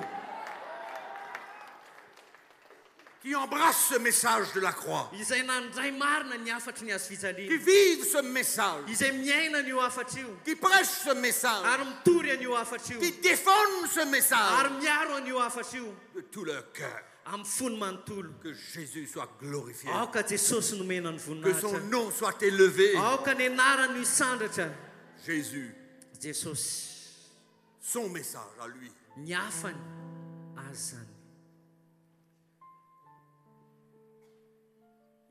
Il y a des personnes vraies ici. misy olona tsotra ao anatin'ny fony ve izy mahitsy eto ve Il y a des personnes sérieuses ici. misy olona Il y a des maty hommes et ve des eto? femmes sérieuses ici. misy lehilahy sy vehivavy matotra ve eto Il y a des hommes et des femmes qui sont prêts misy lehilahy sy vehivavy vonona ve eto à embrasser ce message et payer le prix qu'il faut. tena andray an'io afatra io ka andony vidiny tokony aloany amin'izany Et vivre, sy aina et attendre, sy andry et se laisser faire par Dieu. sy amela azy amela an'andriamanitra hiasa ao aminy Un jour, ndray andro any les écluses des cieux ny varavaran'ny lanitra s'ouvriront dia hisokatra spirituellement ara-panazany et de toute autre manière selon ce que Dieu veut. ary amin'ny fomba rehetra arak'izay tiavan'andriamanitra Pour azy ta vie, ho an'ny fiainanao fermons nos yeux ndao tsika anakipy ny masontsika un moment. ao anatin'ny fotoana fohy Fermons nos yeux un moment. ndao tsika anakipy ny masontsika ao anatin'ny fotoana fohy Nous sommes dans la présence du Seigneur. eto anatrehan'ny tompo isika ankehitriny Le Saint-Esprit parle miteny ny fanahy masina par le cœur des hommes et des femmes. amin'ny alalan'ny fony lehilahy sy vehivavy Il parle. dia miteny izy Il n'est pas muet. tsy mona izy Il parle. fa miteny izy Dieu cherche andriamanitra dia mitady des hommes et des femmes lehilahy sy vehivavy qui sont prêts izay vonona à accepter ce message comme la fondation de leur vie. andray an'io afatra io ho tena fanorenana ny fiainany Dieu cherche satria Andriamanitra no mikatsaka pour cette île, ho an'ity nosy ity Madagascar, Madagasikara des hommes et des femmes qui peuvent représenter l'évangile, lehilahy sy vehivavy azy afaka misolo tena ny filazantsara non pas des fables, tsy mpanao anganogano le message de Christ. fa ny afatry Kristy. Seigneur, ce matin, Tompo amin'ity marain'ity tu es là par ton esprit avec nous. eto ny fanahinao miaraka aminay Tu parles miteny aminay ianao à des hommes et à des femmes. amin'ny lehilahy sy vehivavy Ils te servent, ils t'aiment. manompo anao izy ary tianao izy Leur amour pour toi, hitanao ny fitiavan'izy ireo anao ils te servent. manompo anao izy Et ce matin, ary amin'ity marain'ity tu ouvres une porte manokatra varavarana ianao pour qu'ils puissent entrer mba ahafahanao miditra dans une nouvelle dimension. mba ahafahan'izy ireo miditra midingana ambonimbony kokoa Un autre temps, fotoana hafa un autre moment, ary fotoana hafa ihany koa une autre expérience andrana hafa lalana hafa avec toi. miaraka aminao Tu les appelles. miantso azy ireo ianao Tu frappes à la porte de leur cœur. mandondona ao ampony izy ireo ianao Tu frappes. mandondona Et je te remercie tompo misaotra anao izahay parce que tu es capable de saisir le cœur des hommes et des femmes ce matin. satria fantatry fa ianao no afaka mikasika ny fony lehilahy sy vehivavy amin'ity maraina ity Ta parole ny teninao est puissante. dia mahery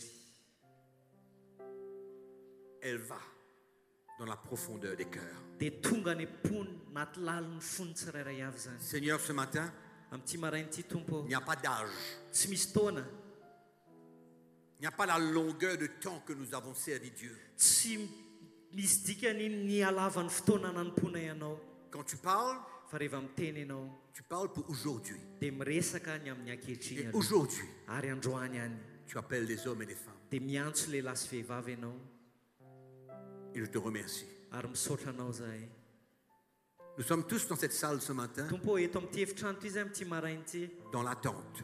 miandry Dans l'attente de quelque chose de précieux miandry zavatra tena sarobidy de la part du Seigneur. avy aminao Et ma question, elle est celle-ci. dia fanontaniako dia zao hoe Elle ne vient pas de moi, tsy avy amiko zany a mais elle vient de la part du Seigneur. fa avy amin'ny tompo Es-tu prêt? vonona ve ianao izy As-tu décidé efa nanapa-kevitra ve ianao d'accepter ce message anaika an'io afatra io de la croix de Jésus-Christ ny afatry ny azo fijalian'i Jesosy Kristy comme le fondement de ta vie? ho fanorenanao ny fiainanao Que tu es prêt à embrasser ce message, hoe tena vonona ianao ny andray an'izany afatra à vivre ce message, hiaina an'izany afatra zany à démontrer à tous ary aneo ao anatrihan'ny rehetra que ce message de la croix hoe io afatry ny azo fijaliana io est le salut, dia famonjena l'espérance, sy fanantenana la foi sy finoana pour ton Église. ho an'ny fiangonanao À tous ceux qui ce matin dans cette salle ho an'izay rehetra tonga eto amin'ity efitrano ity amin'ity marain'ity sont prêts et sont décidés izay vonona sy nanapa-kevitra de prendre ce chemin, hoe andray an'izany lalan'izany de reconsidérer le ministère, tena hoe amelanja indray zany hoe asa le fanompoana message même que vous prêchez. ny afatra zay torianao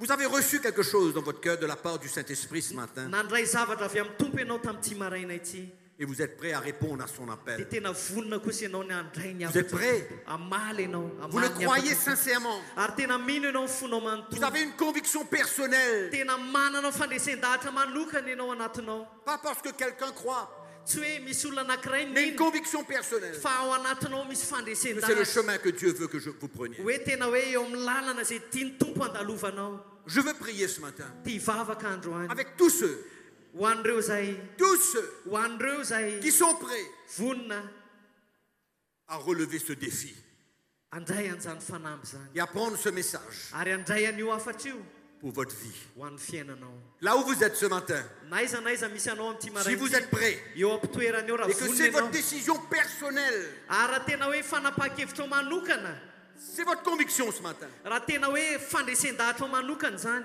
je vais vous demander une chose.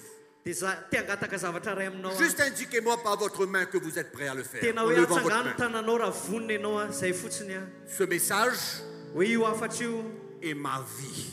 no fiainako C'est ma vie, fiainako c'est ma foi, finoko c'est ma conviction. io ny fandresen-dahatra Gardez vos mains levées.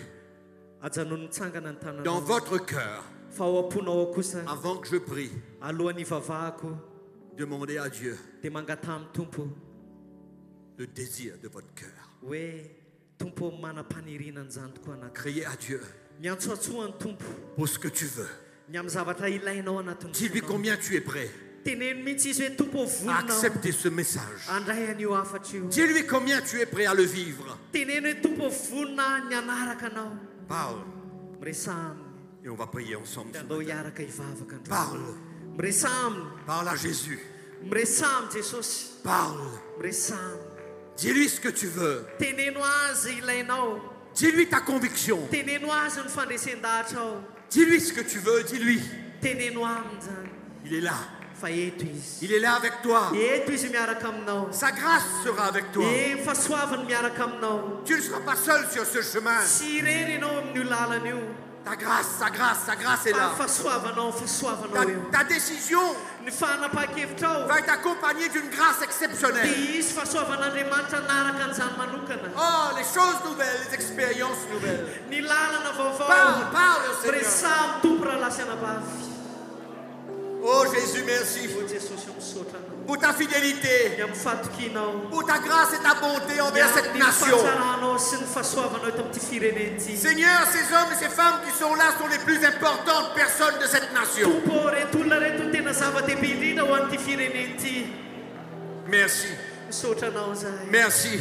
misaotra anao zahay Nous voulons prier ce matin. tia hivavaka izay amin'ity maraina ity Nous voulons prier au Seigneur ce matin. tia hivavaka amin'ny tompo izay amin'ity maraina ity Oh, merci Jésus. o misaotra anao jesosy Merci Jésus misaotra jesosy pour ta ny fidélité, amin'ny fatokianao pour ces hommes et ces femmes que tu appelles. ny amin'ny reto lehilahy sy vehivavy Tu as parlé à leur cœur. teny ao am-pony ianao Tu les as convaincus. nandresy lahatra azy Je ianao prie pour eux, mivavaka ho azy aho afin, Seigneur, qu'ils ne soient sans crainte, mba tsy hanatahotra izy mais qu'au contraire, fa mifanohatra amin'izay ils soient pleins d'excitation à tena l'intérieur. hirehatra izy ao anatiny Ils voient dans l'esprit. mba hahita izy ao amin'ny fanahy Fais-les voir dans l'esprit aoka izy ahita ao amin'ny fanahy tout ce que tu as préservé pour eux. izay nomanina ho azy ireo Nous prions pour un mouvement de ton esprit ce matin, vavaka mba hetsika amin'ny fanahinao masina pour une grâce spéciale dans ce lieu, mba hisy fahasoavanao manokana eto amin'ity pour un toerana ity. mouvement de ton esprit dans le cœur de mba chacun. hisy fihetsehany fanahinao masina ao ambony tsirairay avy Saisis le cœur de chacun. tompo aoka ianao ny azo ny fony tsirairay Fais une avy œuvre qu'ils n'ont jamais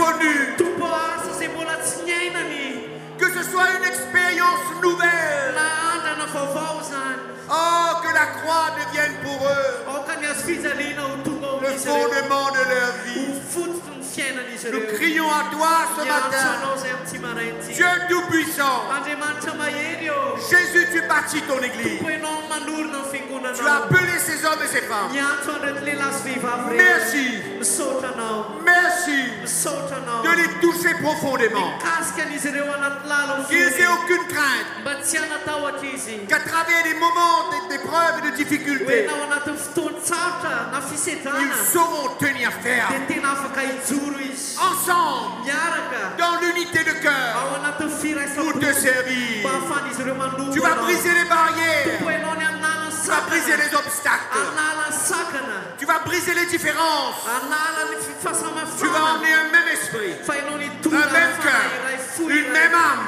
fanahy iray Et Jésus, jesosy eo tu seras glorifié. ianao nomena ny Parce que tu es le chef. satria ianao ny lohany À toi la gloire ce anao matin. ny voninahitra amin'ity maraina À toi la gloire ce anao ny matin. voninahitra amin'ity À maraina Jésus soit la gloire ce matin. jesosy ny voninahitra amin'ity maraina ity Merveilleux Sauveur. mpamotsy tsara indrindra Alléluia. alleluia Dites à la personne à côté de vous, teneny olo eo akaikinao hoe je suis prêt.